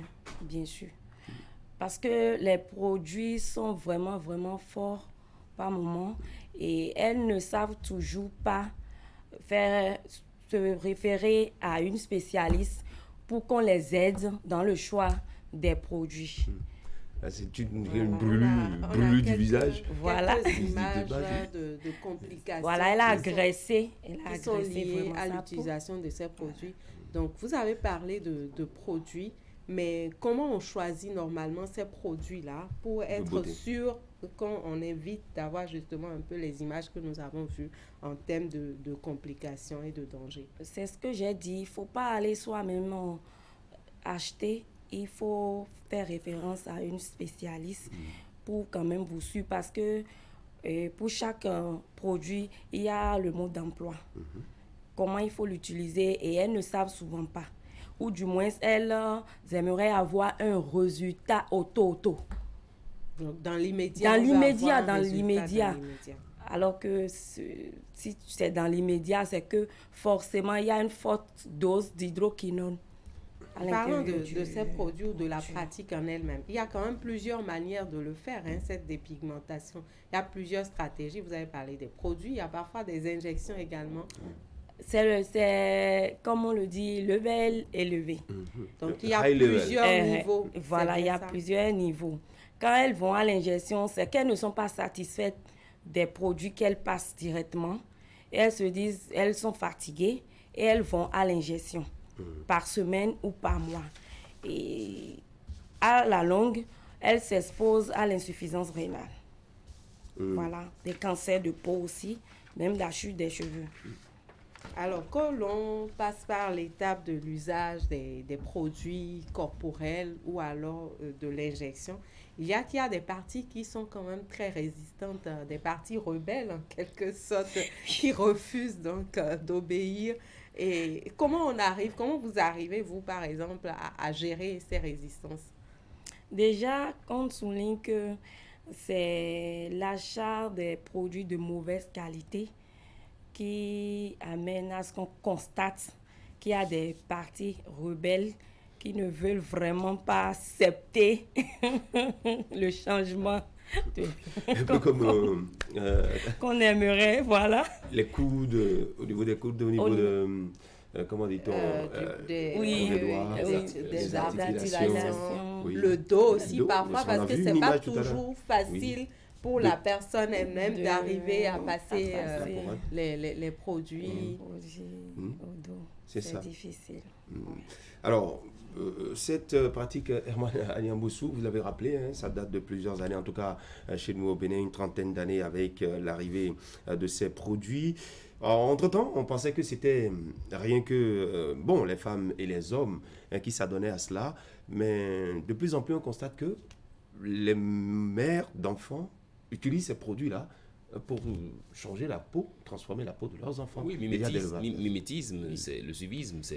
On veut, comme elle a dit, je suis de teint noir, mais je veux que mon enfant soit de teint clair pour concurrencer cette dame-là qui est sur le plateau, qui est claire. Qui est naturellement claire. Je pense que c'est des choses à décourager. Et comme j'entends même Madame Ouettaro dire que c'est le choix des mauvais produits, c'est à croire qu'il y a, très bons produits qu'on peut utiliser pour avoir la peau claire, pour se dépigmenter, alors même qu'on sait que la dépigmentation, il n'y a rien à faire, ça a des conséquences sur l'organisme, ça a des conséquences. Dieu seul sait pourquoi. Le soleil, ça lui chez nous, 365 jours, 366 jours quelquefois, et il nous faut avoir cette couleur de peau, il nous faut avoir cette teneur de peau, ce pigment dans la peau. Mais malheureusement, il y en a qui pensent qu'ils sont en zone tempérée et qui vont se dépigmenter la peau. Je pense que pour moi, c'est un problème de santé publique. Et en temps normal, dès lors que un phénomène comme ça a commencé par prendre de l'ampleur au Bénin, les autorités béninoises devraient depuis toujours se lever pour dire attention. Ailleurs, on assiste à des levées de boucliers pour dire attention, nous ne voulons pas de ça. Mais on a laissé la situation évoluer. Aujourd'hui, vous voyez des gens qui ne supportent pas une petite dose de chaleur. Parce que quand ils sont dans la chaleur, vraiment, vous êtes obligé de mettre heureusement que les masques sont là, les cache-nez sont là. Ça vous permet de contenir un peu parce que ça sent tellement, ça sent mauvais. Et donc, c'est des gens aujourd'hui qui sont pratiquement, qui n'arrivent pas à rester dans la chaleur, y compris dans le public, parce que c'est gênant. L'odeur gêne, ça dégage une mauvaise odeur. Je pense qu'on devrait quand même, pour ma part, empêcher d'abord, puisque c'est des produits qui débarquent chez nous au Bénin. Oui. Comment ces produits-là arrivent-ils au Bénin? Est-ce que c'est pas des frontières poreuses? Est-ce que beaucoup trop de questions à la fois. Malheureusement, on n'a pas de réponse à ces questions. Vous avez parlé de gêne. C'est vrai que quand vous rencontrez ces personnes, elles ont du mal à s'approcher de vous. Parfois, il y en a même qui mettent, ainsi c'est des femmes, des robes, de longues robes pour pas cacher, essayer de cacher les parties désagréables à voir. Rebelles. Rebelles, désagréables, vraiment très désagréables à voir. Et il a fait cas des odeurs, la mauvaise odeur.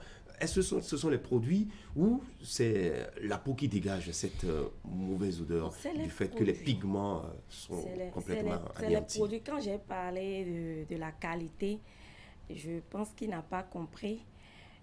Déjà, il faut qu'on conserve les produits à des températures données, pas dans la chaleur.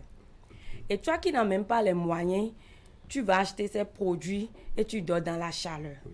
Le lendemain, tu ne prends pas soin de bien te laver, de bien rincer ton corps avant de t'habiller, de sortir dans un pays de chaleur. Vous voulez avoir quel résultat? Ça va dégager forcément. Ça va dégager. D'où l'odeur et on ne peut même pas respirer à côté d'elle. C'est pas la peine, c'est gênant. Il y a des solutions à cela pour la mauvaise odeur? C'est d'arrêter l'utilisation. Si vous qui êtes conseillère en soins corporels et esthétiques, si une personne se réfère à vous, peut-être parce qu'elle a déjà l'habitude d'utiliser ces produits, ou se réfère à vous pour avoir des conseils dans l'utilisation de ces produits, et qu'elle est confrontée à cette question de gestion de mauvaise odeur, qu'est-ce que vous lui conseillez? Elle doit arrêter systématiquement l'utilisation de ces produits. Et nous irons progressivement vers des produits bio. Alors, qu'est-ce qui fait la différence entre les produits que les gens utilisent habituellement et ces produits bio dont vous parlez? Les produits que les gens utilisent, il y a forcément d'hydroquinone pour pouvoir changer la texture de la peau, donner l'éclat de teint noir au teint clair. D'accord? Mais quand on parle de bio, nous pouvons par exemple aller plus sur les fruits et légumes. Qu'on peut racher et lui faire un gommage corporel. Vous voulez parler des carottes, par exemple? Exact. Ce que vous dites là, ça n'éclaircit pas la peau, ou alors on peut utiliser tout ça pour éclaircir la peau, puisque l'objectif de la personne, c'est éclaircir. C'est pas possible. Franchement, c'est pas possible. L'éclat, elle peut avoir l'éclat, mais éclaircir avec ce que moi je dis, non, ça va donner l'éclat, ça va nourrir sa peau. D'accord? Et l'odeur va partir progressivement. Mais si elle insiste, elle gardera l'odeur. Il n'y a rien qui puisse enlever ça. Il n'y a rien. Nous avons vu, en tout cas, des stars chez nous ici qui, entre-temps, étaient bien noirs. Ouais. Mais quelques années après, la métamorphose, on sent que... Mais pour certaines, ça a marché. Pour d'autres... c'est vraiment désagréable à la vue. Moi, je pense qu'il faut aller plutôt dans le sens des conseils pour aider les gens justement. Est-ce que vous pensez que les conseils arrivent à régler le problème? Les conseils, on en donne toutes les fois. Oui, on en donne, mais il faut continuer à en donner. Peut-être que les gens qui s'y adonnent ne comprennent pas les dangers, parce qu'il y a un danger pour soi-même. D'abord, c'est tous les dégâts que vous créez pour votre organisme, pour votre corps, pour votre santé. Ensuite, il y a que vous mettez mal à l'aise votre environnement, parce que si vous vous retrouvez quelque part avec Herman et que par exemple il y a des odeurs désagréables, vous comprenez, donc vous mettez mal à l'aise votre cache-nez, le cache-nez. Alors si à cause d'une personne on doit être amené à porter le cache-nez à longueur de journée, vous comprenez que vous ne pouvez pas vouloir rester en permanence en contact avec cette personne-là. C'est pas possible. Vous voyez, donc il y a non seulement le danger pour vous-même, surtout du point de vue sanitaire, et l'inconfort que vous créez autour de vous et dans votre environnement. Donc, il y a une prise de conscience qui est très importante à avoir. Après, c'est comment entretenir sa peau, comment s'entretenir pour justement ne pas être confronté à ce problème de confiance en soi, d'affirmation de sa personne et arriver quand même à accepter sa couleur de peau. Je pense que c'est très important. Oui, mais avant d'aborder cet aspect de la question, je pense que le gros souci, c'est ce sentiment que nous avons qui a eu un laisser-aller, qui a eu un laisser-faire. Alors même que la couleur de peau est un élément essentiel de l'identité de quelqu'un. Quand vous allez pour l'établissement du carte d'identité, on met couleur de peau, on met teint noir, on met teint bronzé, teint clair. On ne mettra pas teint chocolat. Pas du tout. Malheureusement, il se fait qu'il y en a qui ont mettent point d'interrogation. Le gars, c'est pas gentil. Quand la personne s'est dépigmentée, je pense que quand on la voit et qu'on regarde, on sait que ça là, c'est noir à la base. Non, il doit mettre clair. Il ne peut pas poser de questions. Vous ne voyez jamais sur la carte d'identité teint clarifié, teint pigmenté. Donc ça pose un problème. Et je pense que c'est en cela que je dis qu'on a laissé faire, parce que aussi bien les produits qu'on utilise, ça passe par quelque part pour venir au Bénin, sur notre territoire. Si la personne va faire ça à l'extérieur, elle revient, ça c'est encore autre chose. Mais ça se passe chez nous au Bénin. Et on a laissé faire, alors même qu'on sait que ça cause d'énormes dégâts sur la santé par la suite. Parce que là, vous en voyez aujourd'hui qui ont du mal à vous regarder, elles sont sur Zemidjan, mais bon, elles sont obligées de regarder ailleurs parce qu'elles sont conscientes que la couleur de leur peau, ça interpelle la conscience collective. Je pense que c'est, pour ma part, il y a eu ce laisser-faire, il y a eu ce laisser-aller. Est-ce que c'est encore possible? Est-ce que des gens viennent vers vous avec des peaux totalement décapées, et est-ce que vous arrivez à les corriger, ou bien vous leur dites retournez chez vous, allez subir vos cancers de peau à la maison? Des cas déjà désespérés. Parce qu'effectivement, peut-être parce qu'on n'a pas invité on aurait dû inviter sur le plateau aussi quelqu'un, un médecin, peut-être un dermato, voilà, pour nous dire exactement combien de cas de femmes viennent vers eux pour avoir ces...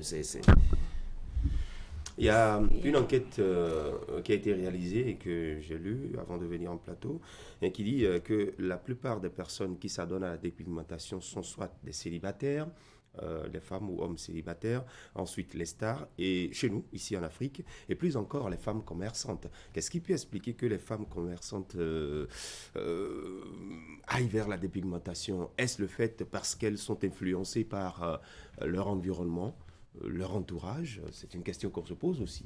C'est se faire remarquer. C'est tout. C'est se faire remarquer. C'est la première chose, se faire remarquer. Et quand on vient quelque part, qu'on dise waouh, elle est belle. Donc on pense que c'est parce qu'on est clair qu'on est belle. D'autres par contre c'est pour voiler le laideur.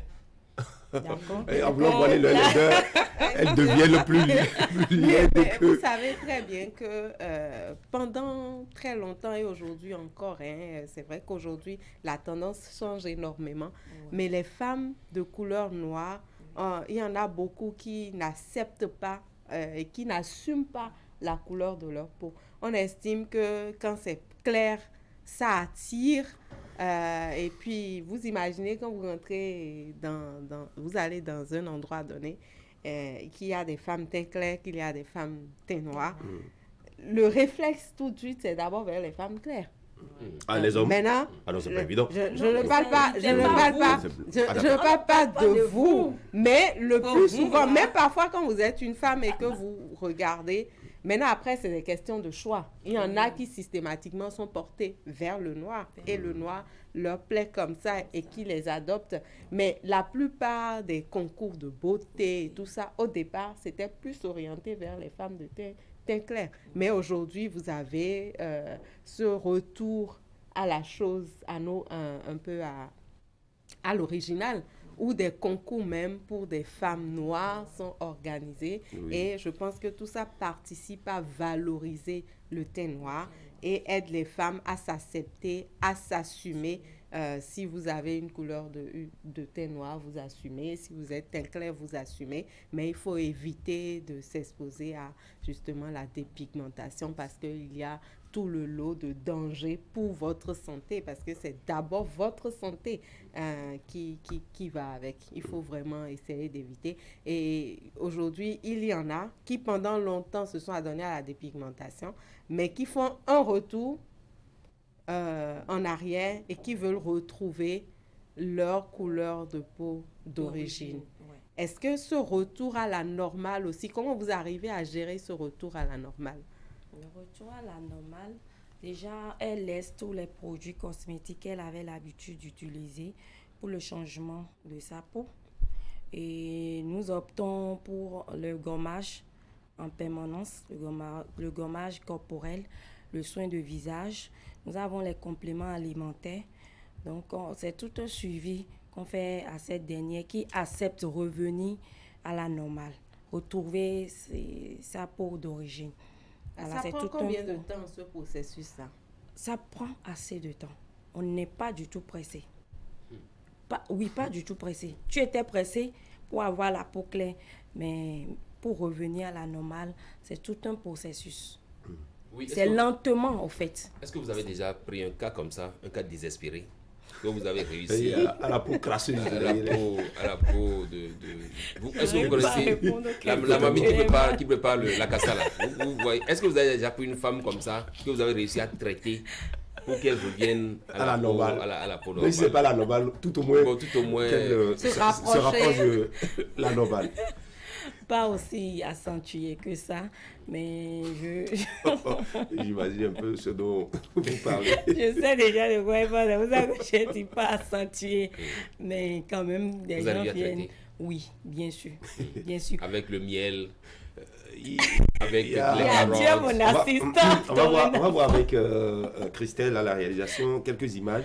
On va voir un peu, vous allez nous expliquer si vous vous retrouvez face à ce cas, cette dame qui a le visage totalement bouffi. Qui porte des lunettes. Qui porte des lunettes. Bon, ça, par exemple, vous arrivez à traiter ça? Bon, d'accord, on va passer à une autre image. On va voir l'image de la vieille. Bon. Là, c'est l'eau de Javel, apparemment. Elles utilisent aussi l'eau de Javel pour la dépigmentation. Pour la dépigmentation et l'eau de photo qu'on utilise dans les labos. Pour laver les pellicules. Oui, voilà. Donc, c'est tellement agressif et ça peut donner ça. Et ça, on peut traiter ça? Bon, et ceci? C'est traitable? C'est traitable. Mais ça prendra du temps. Ça prendra du temps. Et il faut avoir beaucoup de patience. Oui, beaucoup de patience. Et d'endurance aussi. Oui. Là, oh là là. Non, ça c'est fréquent.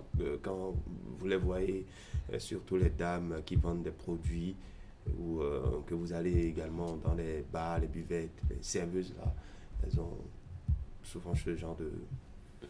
Et tout ça est lié, bien entendu, à l'utilisation des produits pour la dépigmentation. Mais il y a quelquefois des femmes qui se retrouvent dans des cas de dépigmentation sans forcément vouloir aller à la dépigmentation. Oui, bien sûr, il y a des cas comme ça et je pense que Mme Oueddorosou peut nous en dire plus parce qu'elle recherche un produit pour l'éclat de sa peau et qu'elle est peut-être mal conseillée ou alors elle va au marché et on l'oriente vers l'usage d'un produit donné. Et dans l'utilisation de ce produit-là, elle se retrouve avec... Je préfère qu'on a bien parlé, ça se comprendre. Est-ce que la dépigmentation intervient après l'utilisation d'une seule fois du produit ou alors ça intervient quand on a utilisé le produit plusieurs fois? Il peut arriver qu'on utilise le produit une seule fois et qu'on devienne clair. Et quand pas tout le corps. Non, pas tout le corps. Tu constates. Et on laisse tomber ou bien? Normalement. Je laisse tomber le produit. Normalement, quand tu constates en même temps, c'est comme tu vas voir un médecin, tu vas en consultation, on te prescrit le produit. Il y a des effets indésirables, d'accord? Dès que tu constates peut-être que c'est les maux de ventre, la première des choses à faire, c'est de stopper et de faire recours à ton médecin. Donc, dis que je n'ai pas voulu devenir clair et que le produit est mal conseillé, je suis devenu clair. C'est ça que je n'arrive pas à intégrer dans mon subconscient. Non, dans votre subconscient, vous savez très bien, c'est de l'ironie. Non, peut-être que Herman n'a pas compris entièrement ce que je voulais dire. La personne est orientée dans le choix du produit. Et dès qu'elle commence l'utilisation du produit, elle se rend compte que elle commence à éclaircir, par exemple. Donc, ça, c'est déjà... Oui, forcément, elle va arrêter parce que ce n'est pas le résultat qu'elle recherche. Maintenant, elle peut ne pas arrêter parce que peut-être qu'elle n'arrive pas à faire le rapprochement entre l'usage du produit et le résultat qu'elle a. Donc, elle peut ne pas arrêter dans l'immédiat. et peut-être continuer un peu et constater encore que la situation s'empire. Et à partir de ce moment, stopper, faire référence à un spécialiste justement. Et donc, il faut éviter de se faire conseiller par des personnes qui ne s'y connaissent pas. Des amateurs. Alors, on était en train de parler de la correction. Vous avez dit qu'on peut corriger ça, que c'est possible. Il y a un téléspectateur, le téléspectateur de Tampere, derrière Ita, qui dit que quand on fait du tchatcho, c'est pas évident, hein, qu'on revienne à la normale. Ça sera compliqué et difficile. En fait, quand on dit compliqué, difficile, c'est le regard des autres. Parce que tu étais clair, subitement tu deviens noir. Les questions, les regards, c'est tout, hein. Sinon, si tu acceptes revenir à la normale, c'est progressivement, c'est un processus, je viens de le dire, c'est un processus, tu vas accepter. D'accord? Mais dis que du jour au lendemain, ce n'est pas possible, il n'y a pas de miracle. Mais ça peut arriver, ça peut vraiment arriver quand on parle de tchatcho à, comment on va dire? Oui, on connaît des gens ici, des stars que vous avez vus. Entre-temps, les clips passent toujours à l'ORTB Jeter et vous avez constaté, t'es noir, mais après, c'est clair. Oui. Mais aujourd'hui, elles sont revenues encore sur leur peau d'origine. Oui. Elles ont accepté. Mais c'est tout un processus. Mais est-ce que la peau va toujours garder, je ne sais pas, toutes ses qualités? Quand on revient, quand on fait toutes ces transformations-là et qu'on revient, on voit le teint normal, mais est-ce que la qualité de la peau reste le même? Non, c'est plus fragile. Et on à l'hôpital, des petites maladies, des infections.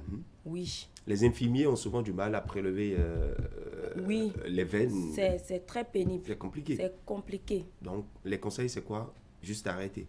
Même pas y penser. Ne même pas y penser. Pencher plus sur des gommages corporels et des compléments alimentaires. C'est la meilleure solution. La meilleure solution. Mais comment vous avez fait pour être aussi clair? Poser des questions. Non, ce sont les gommages corporels, les gommages corporels et les soins corporels, voilà. Exactement. Est-ce qu'elle n'est pas de la vallée? Parce que généralement, les femmes de la vallée, je ne sais pas si c'est l'eau de la vallée qui est comme ça. Je ne sais pas si c'est l'eau de la vallée de l'eau qui est comme ça, mais les femmes de la vallée sont... En fait, c'est que il faut insister sur l'aspect sanitaire. Oui. C'est-à-dire tout ce que ça crée comme dommage à la peau. Oui. Et je pense que c'est une fois qu'on aura fait un travail de sensibilisation là-dessus que les femmes vont comprendre. Parce que quand vous dites, par exemple, que la femme, elle était claire et que parce que la société va la voir devenir noire, si elle peut être consciente de tout ce qu'elle subit en ayant la peau claire, je pense qu'elle n'a pas à regarder la société, elle a juste à revenir à sa peau noire, même si c'est déjà un peu abîmé, mais ça va quand même l'aider à vivre encore longtemps. Je pense qu'il faut travailler dans ce sens, aider les femmes à comprendre qu'en faisant dépigmenter la peau, on n'a pas une longueur de vie, on n'a pas une espérance de vie assez longue. C'est ça. Nous remarquons aussi qu'il y a des hommes qui poussent certaines femmes à ces pratiques. Oui, parce qu'ils ne les aiment pas en fait. Mais ils ne les aiment pas. Ils ne les aiment pas. On veut juste avoir sa femme qui brille, alors que derrière ce wow-là, il y a des problèmes de santé. Voilà. Et ce même monsieur qui a poussé la femme à y aller va devoir faire face aux différents problèmes de santé après. Parce que si elle commence à tomber malade, il faudra payer les frais liés à sa prise en charge à l'hôpital. Et ce qui est important, c'est de savoir que quand vous prenez la peau, il y a plusieurs couches. Elle est constituée de plusieurs couches. Et quand vous mettez ces produits-là, vous détruisez au fur et à mesure les différentes couches qui constituent votre peau. Vous êtes plus fragile. Et justement parce que la peau est là pour jouer un rôle donné. Et ces différents éléments constitutifs de la peau participent à ce rôle.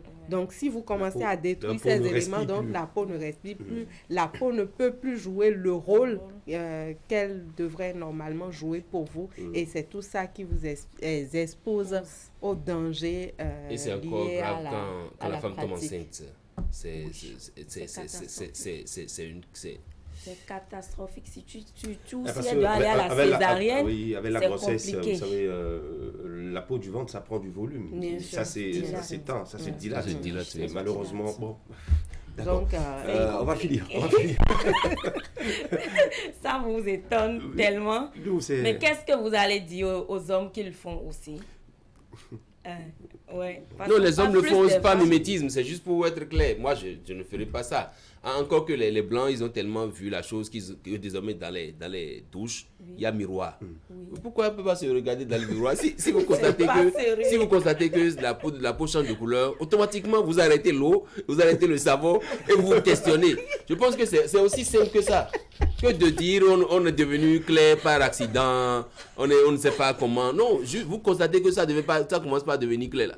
Arrêtez ce que vous utilisez et puis le coton. Le savon noir coton là. Le palmida, le kongi. C'est des savons même que nous... l'huile rouge. On peut prendre l'huile rouge pour faire un gommage corporel avec un peu de sel. Ah, d'accord. Vous avez l'éclat. Okay. Oui, mais pas que gars, vous serez, vous je ne sais pas, là. ce qu'on a vu là. Franchement, ça, c'est pas devenu clair. C'est compliqué. Allez, merci beaucoup, Madame Fortune Wetorsou, conseillère en soins corporels et esthétiques. Zakat Latouji, merci d'être passé par ici pour la chronique santé de ce mardi sur Actu Matin. On a parlé de la dépigmentation. Herman Anyamboussou, merci beaucoup. Et on va continuer de sensibiliser. Oui, il le faut. On va sensibiliser. Peut-être aussi qu'elle va nous dire quelques astuces qu'elle a commencé à dire, huile rouge avec sel. Oui, rouge avec du sel. Ça permet de... Oui, ou bien du concombre, de carottes. Oui. Ça permet de faire quoi? Pour le gommage corporel. Pour l'éclat, pas forcément devenir clair, passer, c'est pas l'éclat, non. Juste quand même, tu ne serais pas trop sombre. Quelqu'un comme un man qui prend de l'huile rouge avec du sel, ça sera comment sur sa peau? Très beau. Il va gommer. C'est pas qu'il va sortir avec ça, non. C'est à regarder qu'elle a fait. Après, il passera au gommage. Quelle quantité d'huile? 1 litre, 2. Un talon pémis suffit. Encore que je n'en veux pas. Encore que je n'en veux surtout pas. Non, il faut entretenir aussi. Les Anyamboussou sont naturellement... Non, ce n'est pas pour devenir clair. Ce n'est pas pour devenir clair. C'est juste des entretiens de la peau valables pour quelqu'un qui a de teint noir ou de teint clair pour permettre à la peau, parce que vous voyez, chaque jour nous sommes exposés à des intempéries, à la poussière, à l'exposition au soleil et tout ça, et le gommage permet en fait de purifier un peu la peau, de laisser la peau se respirer et donc de l'eau potable, l'éponge, le savon, vous vous frottez complètement la peau, c'est bon. Oui, vous pouvez accompagner ça du gommage. Ça participe de l'entretien. Encore qu'aujourd'hui, vous avez différents types d'éponges. Il y a l'éponge à poil dur aussi, que vous pouvez prendre si vous voulez avoir une. C'est pas du gantécan. Oui, il y en a de parler de gantécan. Est-ce que c'est possible qu'on prenne le gantécan pour se gratter le corps? Allez, très bonne journée du mardi à vous tous. On va prendre la pause avec un retour sur l'actualité, avec la revue de presse à nous présentée par Asiongo Kanyassion. Bon, c'est parti.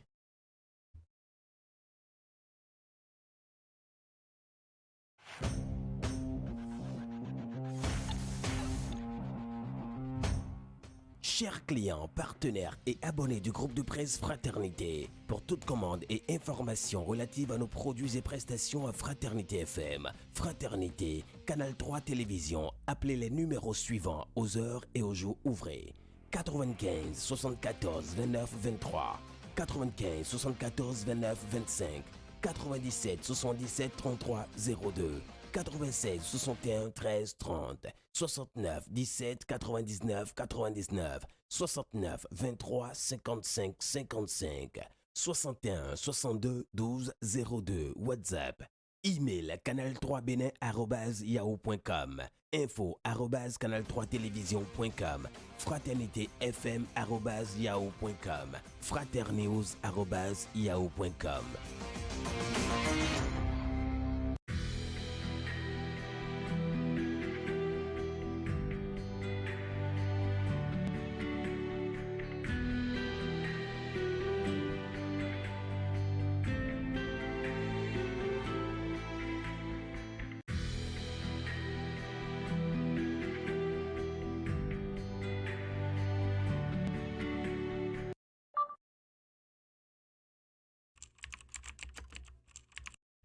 Votre chaîne Canal 3 Bénin à portée de main.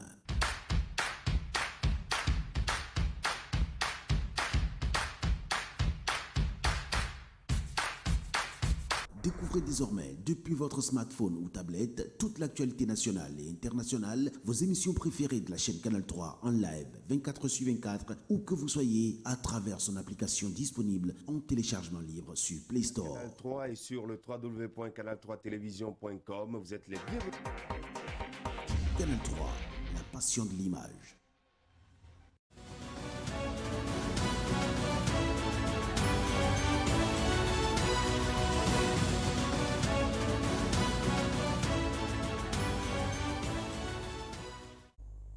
Mesdemoiselles, Mesdames et Messieurs, bonjour. Le matinal revient sur la visite prochaine du président français Emmanuel Macron au Bénin et relève que c'est probablement pour encourager le processus de démocratisation et les réformes entreprises par le gouvernement du nouveau départ qui est la raison qui sous-tend son arrivée le 27 juillet. Une descente qui est inexorablement, voire irrémédiablement un signe de récolte de triomphe pour Patrice Talon. En attendant cette arrivée, Matin Libre se projette dans la célébration de la fête nationale du 1er août et pense qu'à situation particulière des mesures spéciales. Le journal part d'abord des audiences accordées aux anciens chefs de l'État, fait un tour d'horizon en Afrique pour la décrispation des crises dans certains pays et puis se demande si Patrice Talon va prendre en cette heureuse occasion entendée de la célébration la grâce présidentielle tant attendue pour libérer de prison toutes les personnes incarcérées dans le cadre de la présidentielle de 2021. Les plus célèbres sont Reki Amadougou, Joël Aïvo, Oudou Ali, Nadine Okumasu et bien d'autres. En fin d'année, les populations avaient espéré le miracle qui n'a finalement pas lieu. La célébration de la fête nationale serait pour certains l'occasion propice. Toutefois, dans le sens de la décrispation pour une fête nationale qui réunit tous les fils et filles du Bénin, les exilés à l'instar de Sébastien Javon, Léa Dissoglo, Valentin Dienotin et autres pourront-ils fouler enfin la terre de leurs aïeux? Dans tous les cas, fait observer le journal, ce que le chef de l'État a commencé, il peut le finir en beauté par une mesure de grâce présidentielle envers toutes ces personnes incarcérées et exilées. C'est peut-être l'une des surprises du 1er août dont parle le porte-parole du gouvernement. Fraternité nous amène sur le terrain de la protection de l'enfance au Bénin pour informer que le pays présente un tableau reluisant selon les enquêtes Afrobaromètre qui vient de rendre public les résultats d'une série d'enquêtes liées à la protection de l'enfance au Bénin. De la première enquête, il ressort que la majorité des Béninois estiment qu'il est justifié d'utiliser la force physique pour discipliner les enfants. Mais les résultats de l'enquête indiquent également que la majorité des citoyens déclarent qu'il n'est pas fréquent qu'une telle situation arrive dans leur localité ou quartier. Dans le domaine de l'éducation, Fraternité informe que les membres du comité d'organisation du cinquantenaire du Collège d'enseignement général 1 d'Adiara ont procédé le vendredi 8 juillet 2022 à la remise officielle du site de construction d'un bâtiment à offrir au collège. Il s'agit d'un bâtiment moderne de type R+2 composé de 5 salles de cours, de plusieurs bureaux et d'une grande salle de conférence de 300 places au rez-de-chaussée, de 6 salles de cours au premier étage et de 6 autres au deuxième. Le tout estimé à un coût final d'environ 400 millions de francs CFA. Le délai contractuel pour réaliser le joyau est de 12 mois. Avec l'économiste du Bénin, on peut lire que suite aux différentes plaintes et récriminations recueillies auprès des usagers de banques au Bénin, les membres du cabinet du ministre d'État chargé de l'économie et des finances et la Direction générale des services financiers ont rencontré les acteurs du secteur bancaire en vue d'une amélioration des prestations. C'est ce qui ressort du communiqué final de la rencontre rendue publique par le ministère et qui met l'accent sur l'urgente nécessité de l'amélioration de la relation client et la qualité des services financiers en vue de renforcer l'activité du système financier et contribuer à l'amélioration du climat des affaires. Dans la suite, les égouts d'évacuation des eaux de pluie ou issus des ménages font le deuxième titre de Fraternité qui écrit que les caniveaux à ciel ouvert se trouvent au nez et à la barbe des usagers de la voie de la grande ville du Bénin. Une virée dans quelques quartiers de Cotonou laisse voir de véritables pièges à hommes que côtoient au quotidien les populations dans leurs allées et retours. Le journal note que seules les voies non aménagées sont parcourues à Cotonou et à Calavip sans trouver sur le long du chemin des caniveaux à ciel ouvert. Alors, propose-t-il, pour le bien-être des populations, les autorités sont appelées à prendre les dispositions. Les autorités sont appelées à prendre des dispositions idoines aux fins d'épargner les populations du danger public. Merci d'avoir été à l'écoute.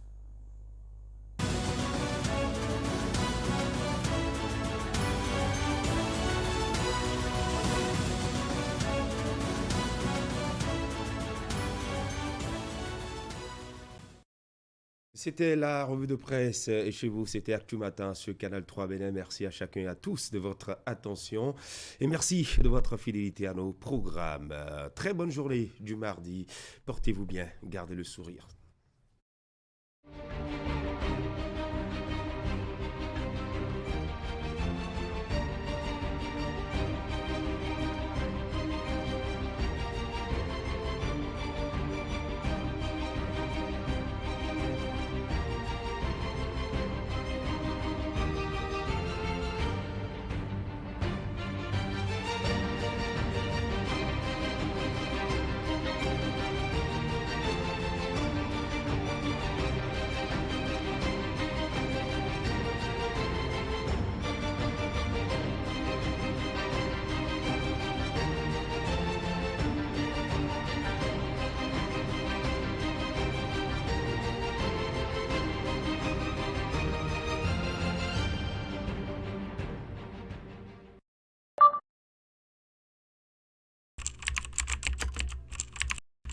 Votre chaîne Canal 3 Bénin à portée de main.